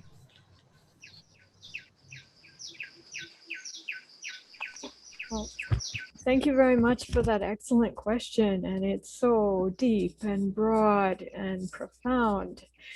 You know, living in the forest, especially this last year during this time of COVID, even though I've lived in the forest hermitage for the longer time, because of not going out for teaching engagements and not traveling, I've had a chance to stay in the forest much more for a longer time.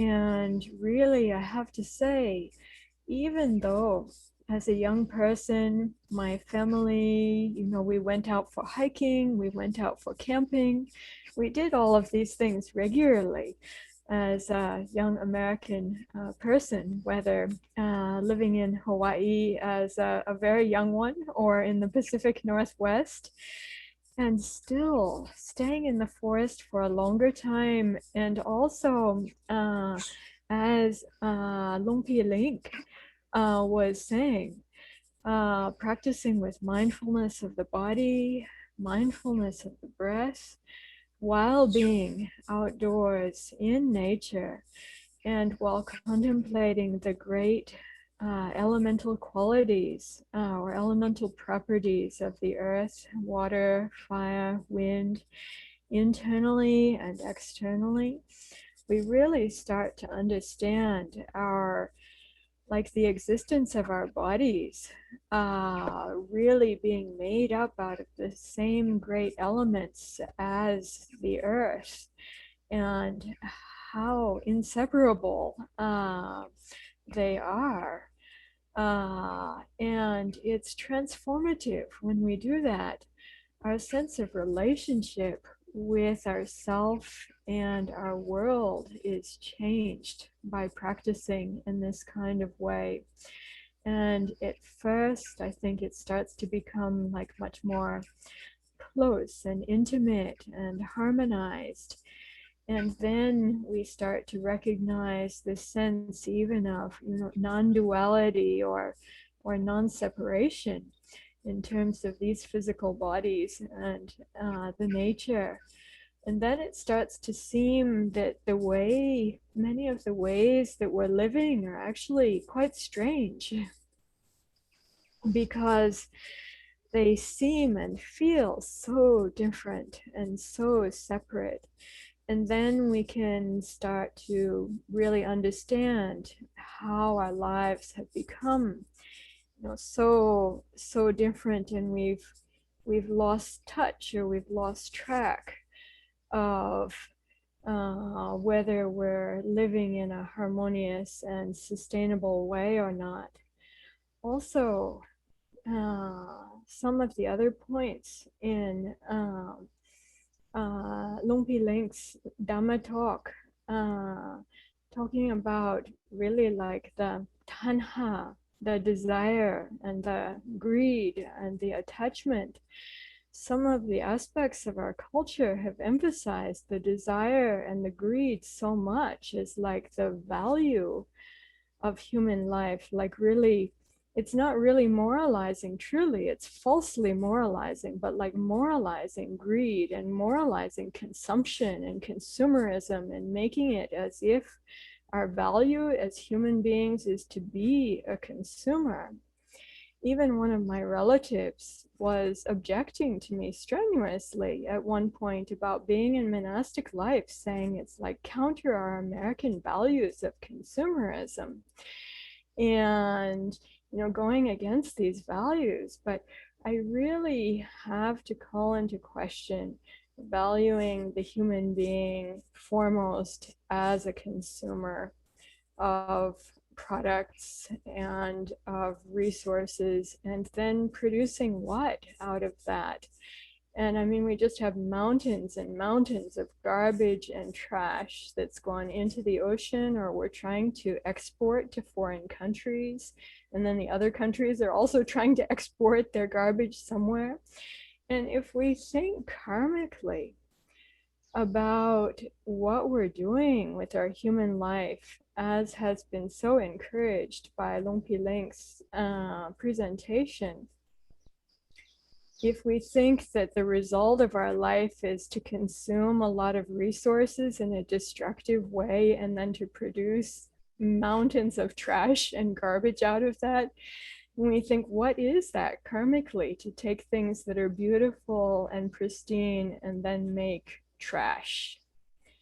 And I would just like to, I'm asking this question for all of us who are intelligent and now with our mindfulness heightened from our mindfulness meditation practice together, and to just look at this very clearly. And if we had a choice, would we wish to be like that, or would we wish to be different?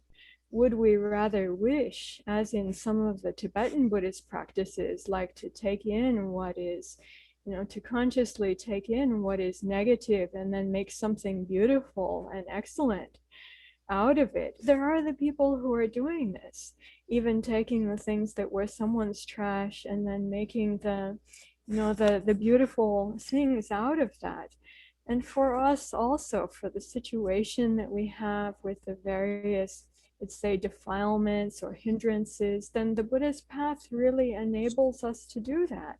That is to take what's difficult, to take what is, you'd say, even impure, dirty, unclean, or like garbage, and then to really process that in a way that we can make something pure, clean, excellent, and beautiful out of it for our own benefit and the benefit of others and the world.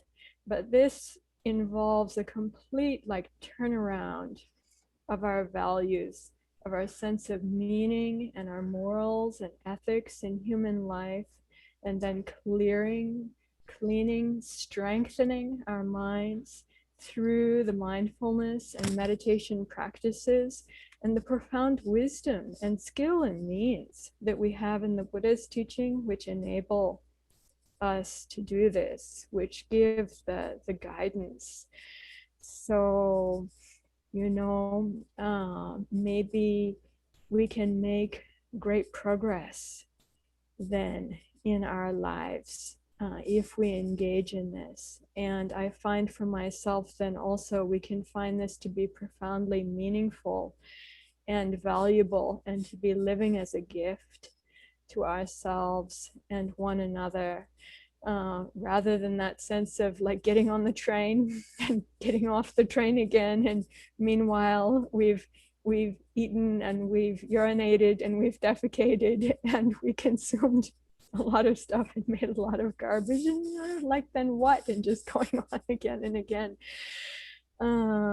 So from that, so many people are suffering from really a profound crisis in meaning and feeling overwhelmed and meaningless. And we have an epidemic of our young people committing suicide because of the things like the mountains, the weight of the mountains of garbage that they've inherited is just seeming too monstrous, too heavy, too much, and not being able to see the way through it clearly, not understanding how to engage beautifully and meaningfully and valuably and effectively, beneficially with the raw material, with the circumstances that we have now.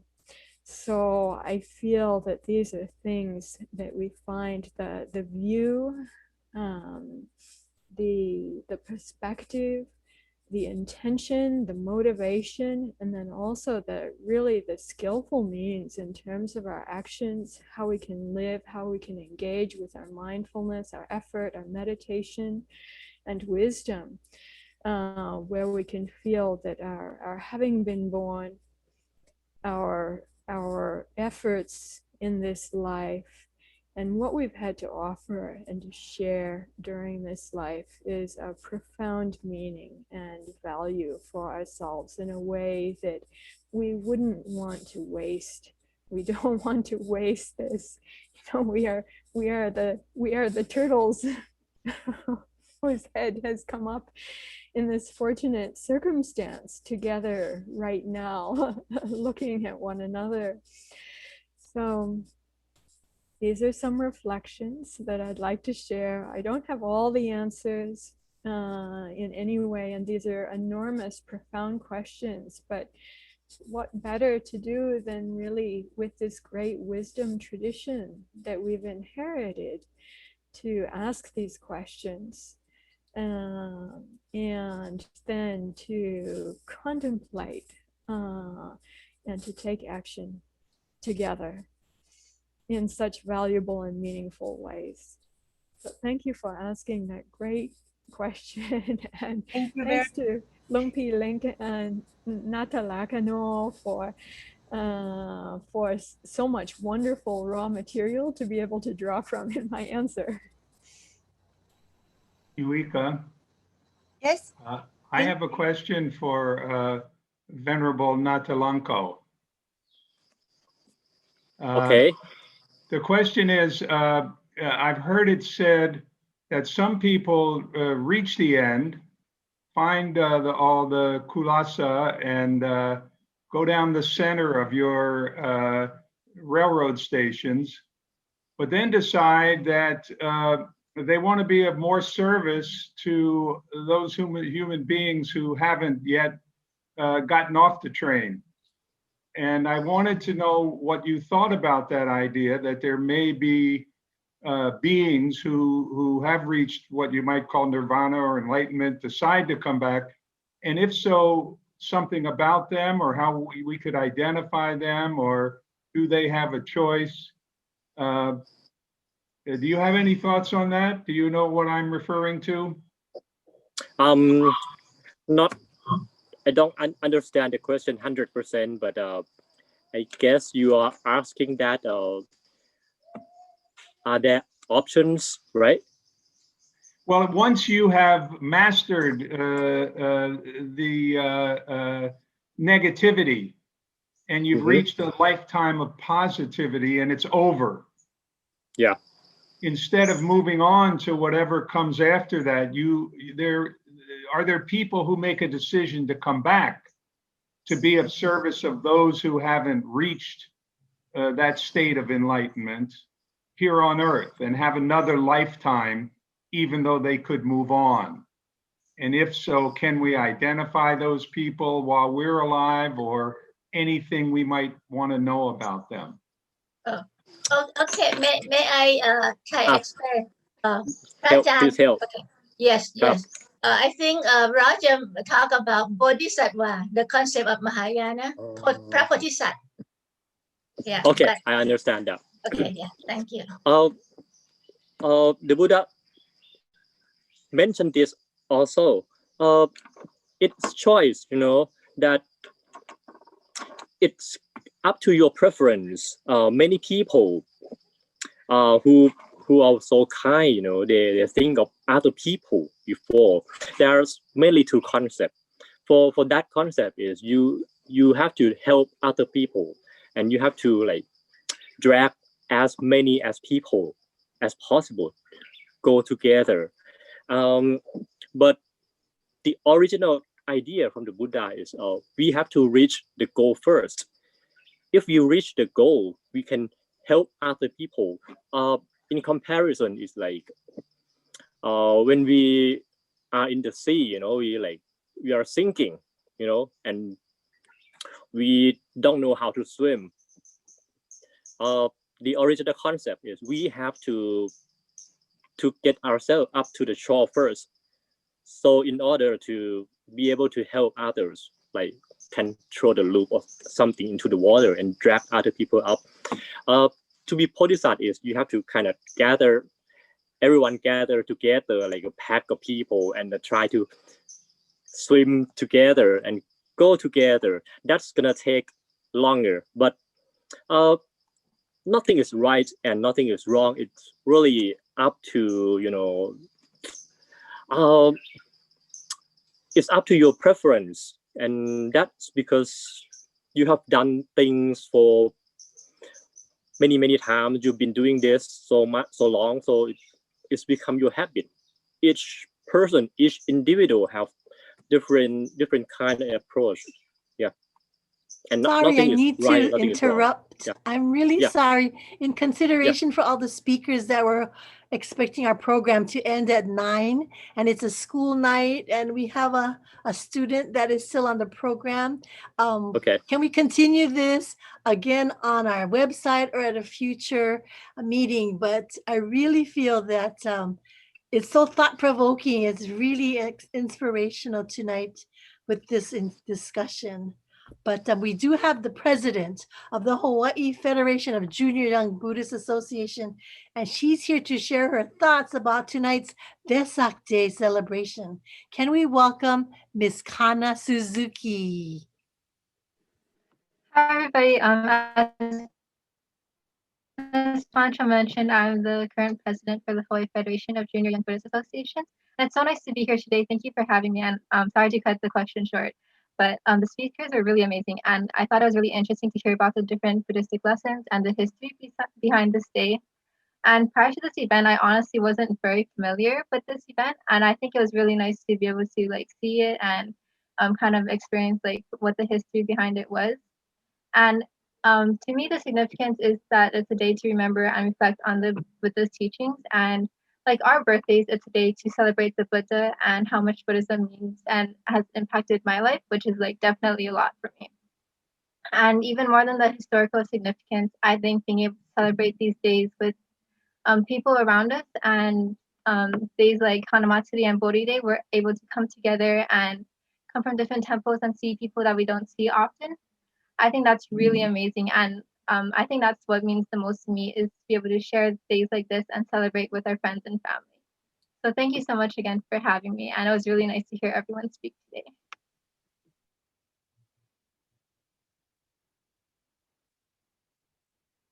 Thank you, Kona. I know you have exams and you've got a full schedule too. We'll continue this again because it's refreshing to have our young people sharing their heartfelt thoughts. And so we're also happy. I still see Steve Fujitani here to close our auspicious event tonight, leading us in the Metta Sutta. Welcome from Laos, a member of the HAIB International Relations Committee, Mr. Steve Fujitani. May all beings be happy. May they be joyous and live in safety. All living beings, whether weak or strong, in high or middle or low realms of existence, small or great, visible or invisible, near or far, born or to be born. May all beings be happy. Let none deceive another, nor despise any being in any state. Let none by anger or hatred wish harm to another. Even as a mother, at the risk of her life, watches over and protects her only child, so with a boundless mind, should one cherish all living things, suffusing love over the entire world, above, below, and all around without limit. So let each cultivate an infinite goodwill toward the whole world. Namo Amida Butsu. Thank you. Namo Amida Butsu. Thank you, Steve, for bringing us home, as we will all be going outside after this to enjoy the awesome full moon, the flower moon, the super moon of our Vesak Day celebration. And people said it's eclipse. Is it red? It's kind of pink. It's pink. We'd like anyway, Rene? Yes. Since because we have delay, at this time the official program is ended. But as usual, for any program, if people want to stay longer, I think Steve from Higashi allow us to continue in Zoom. So why don't we officially end the program? And if Roger want to get more information from Longki Link, you can ask your question. And then if any other people want to talk, we can take turn. How about that, Steve? Okay. All right, and thank you, everyone. And then I know that thank you. If people need to go, please do. And then if we want to stay, please stay. And I know it's really late for Aya, Tathālokā, but you're welcome to stay. Are you staying up late? And because I know that we have people from Japan have to go because you have exam tomorrow. Thank you so much, Kana. Can we do that, Steve? So let me close so we can thank everybody because some people are leaving. So yes. Thank you everyone for joining us tonight from Thailand, Laos, California, Florida, all over the United States, and Maui, Hawaii Island, and Oahu. On behalf of HAIB, Thank you Lama. to all participants, and we hope you enjoyed the program tonight. We look forward to seeing you at our future event, July 24th. Mark your calendar, the historic Dhamma Chakra. Good night. Hi, Lama Be Rinchen. safe. Until we meet again, we say ahui ho and happy Vesak Day. Woo! Happy Vesak Day. Ahoy ho. Hi, Lama Rinchen. Nice to see you. The original tape advisory. Okay. Thank you, everybody. Buddha's basic, as first of all, other people together. Thank you. The arranging was a very good experience. Thank you. All the teachings, questions, answers, very nice. Appreciate. Thank you, Lama. Anyone else to continue? I like both questions from both Jika and Roger. And so the Buddhism and environmental issue is very, very important. That from the Ayah Tathālokā. And so perhaps Luang Pi Ling can tell us a little bit why in Theravada we not really talk so much about bodhisattva, like they call it here. You know, we have Professor Sandan and all that Shatika. Well, Yeah, the bodhisattva is you know, it's on kind of ongoing process to be Buddha eventually. You know, it's not they don't choose to be bodhisattva or choose not to be. It's not about that. It just happened. You know, for example, I've become a monk because I haven't choose anything. Many things like just push me to the left and push to the right, and then eventually I end up doing something here. So it's like we can't call that destiny, but all the results came from courses. So when there are courses, there will be some kind of result that directly reflects each other. So, and there would be someone who have, I'm not sure what to call it in English. It's called barami. Maybe Bhikkhunī can translate it for me. They're collecting barami in order to be Buddha. So in order to be awakening someday, it's just inside. You know, people are different. Each people, they are individual, which, you know, they have different preference in their heart. So the things would be what it's gonna be. you know what I mean? Maybe Bhikkhunī can help me on regarding this. Oh, you know, actually, in the polytext commentarial tradition, then there are 3 different kinds of bodhisattva. So there's the Savaka or Sāvika bodhisattva, who is the one who will eventually become a Savaka or Sāvika Buddha. That is, they're a disciple of the Buddha, and they get inspiration at some time from a Buddha or Buddha's teaching, and then they actually progress over life to life until they become then fully awakened as a disciple of the Buddha. So it's like three courses. The course of the Sāvika, who becomes an Arahant and Buddha, or the course of the Pacceka Buddha, who becomes an Arahant and Buddha, or the course of the Samma Sambuddha, who now we're celebrating today, the Buddha Gautama, Shakyamuni, who became the Samma Sambuddha in this eon, in this fortunate eon called the Bhadakapa or Bhadrakalpa. So for us now, we are on the path of the Sāvika. or Sāvaka.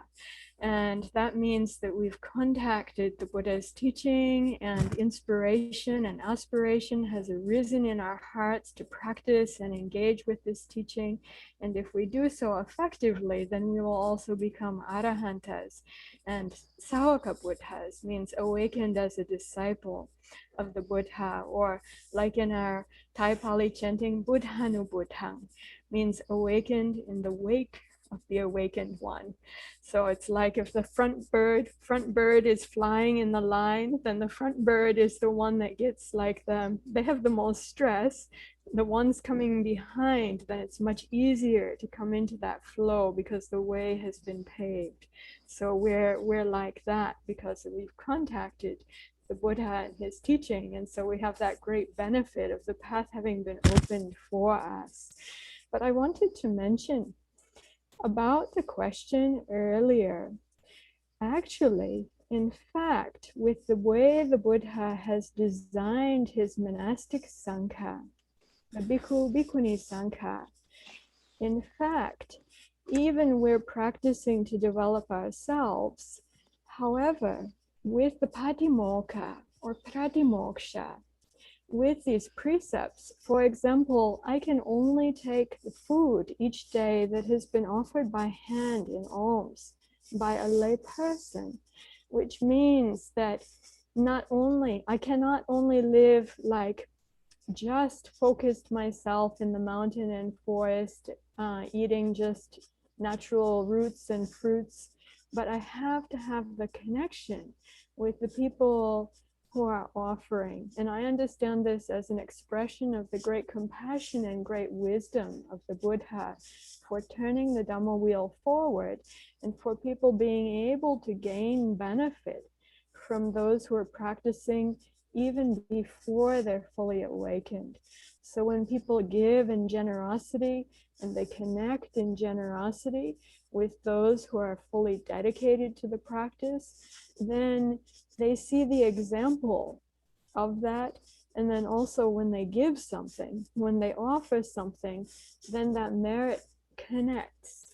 As Lumpy Natalakano was saying about the parami, then the dana parami of this giving and of this generosity is foundational, really so important. So the Buddha and his compassion has made it so, we don't need to necessarily think about life to life, but even in this lifetime, for those who enter into this way, then not only are we just focused on our own practice, but the form of the monastic discipline brings us into contact with the people in a way that brings us out to benefit the people over and over and over again in so many ways, or like this through Dhamma sharing. In this way, the Dhamma dana is said to be the highest of gifts, the highest of all kinds of dana.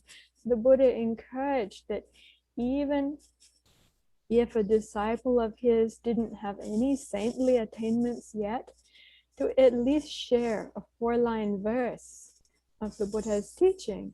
Sometimes even then the people awakened through listening to that 4-line verse that was shared. So this is the system that the Buddha so wisely built in to the Sangha, where this benefiting is happening and where we're showing up in ways that are beneficial for one another, for the Sangha and for our world, even while we are focused on developing ourselves.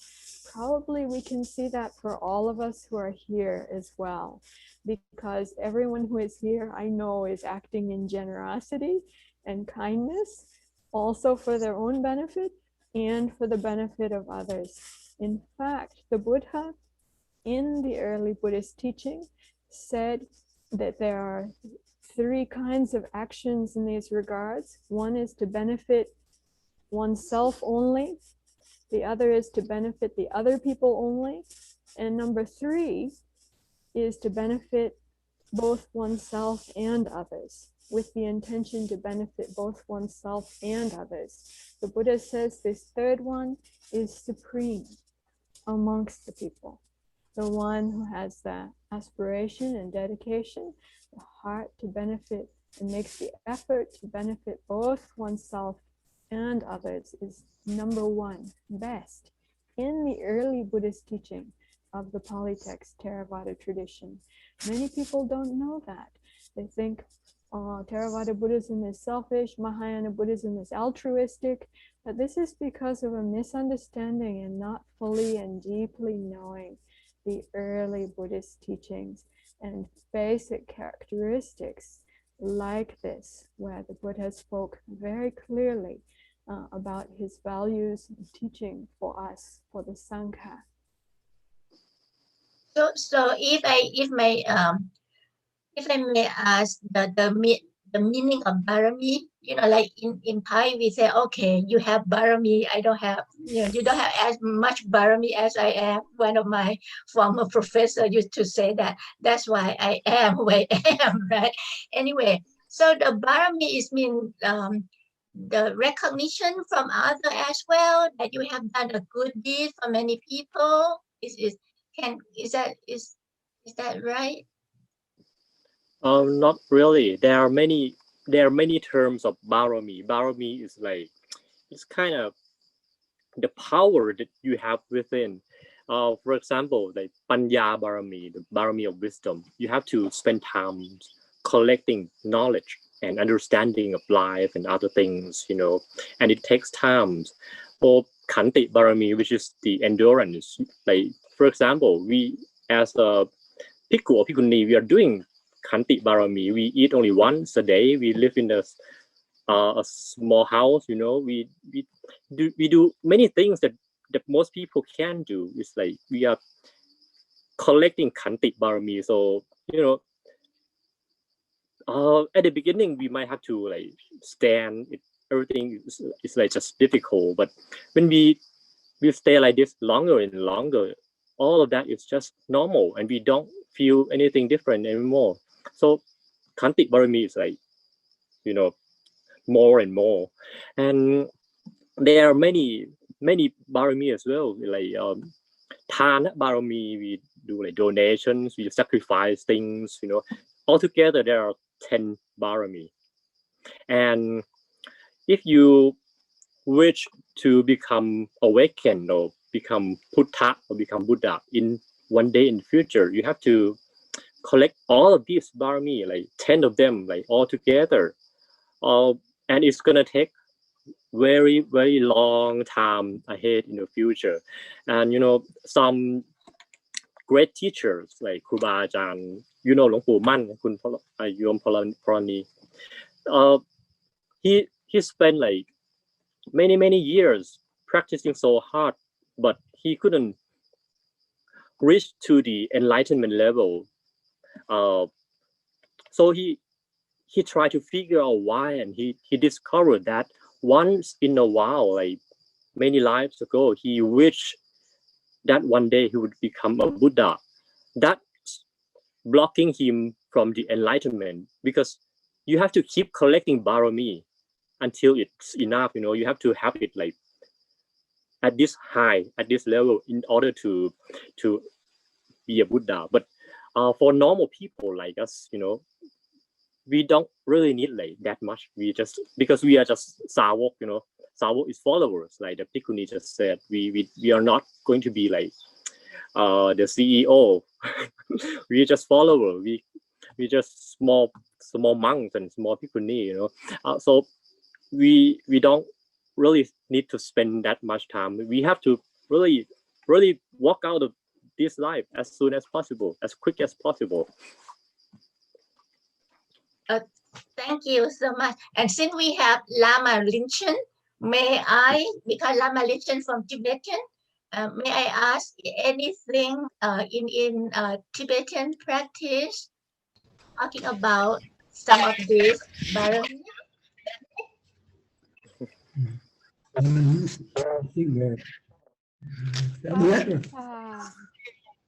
Paramita. Yes.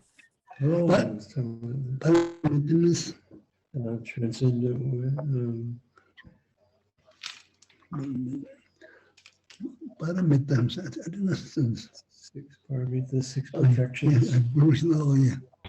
Yes, for paramitas, all the paramita is one words, but if you details for then different levels.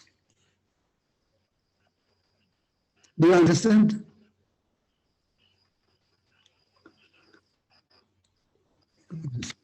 Yeah, they can hear you. Okay, so the microphone has some interference. Yes, basic is basic means what is it? Basic means I think first of all, so Buddha remembers Buddha's enlightened parinirvana for then his birthplace, that's holy variables. So that's where we remember, so that's where our first faith. Without faith, we cannot give to blessings, not receiving, not give to other people's. So first is we have the faith. Faith is the Buddha's enlightenment, all the Buddha's activities just benefit to us. The Buddha's activities, everything else so valuable. But then as Buddha's enlightenment, our enlightenment, sin, but our is still not yet complete. The Buddha's already completed. See, that's the enlightenment all the same, but then different levels. That's different levels as the practice. When they practice diligently, then go faster. When they practice as the lazy, and then it takes a long time. So this is for paramita as very different levels. Different levels as for sincerely, wholeheartedly, general, so different motivation as the different levels. So that's all the Buddhist teachings, but so everything is good. Because Buddha, when the Buddha life is that heavenly people come down, then they ask the Buddha, before Buddhas, all the previous Buddhas as given only one levels, only one teachings. Now Buddha Shakyamuni has different 10 levels. How different? Then Buddha says, then my teachers.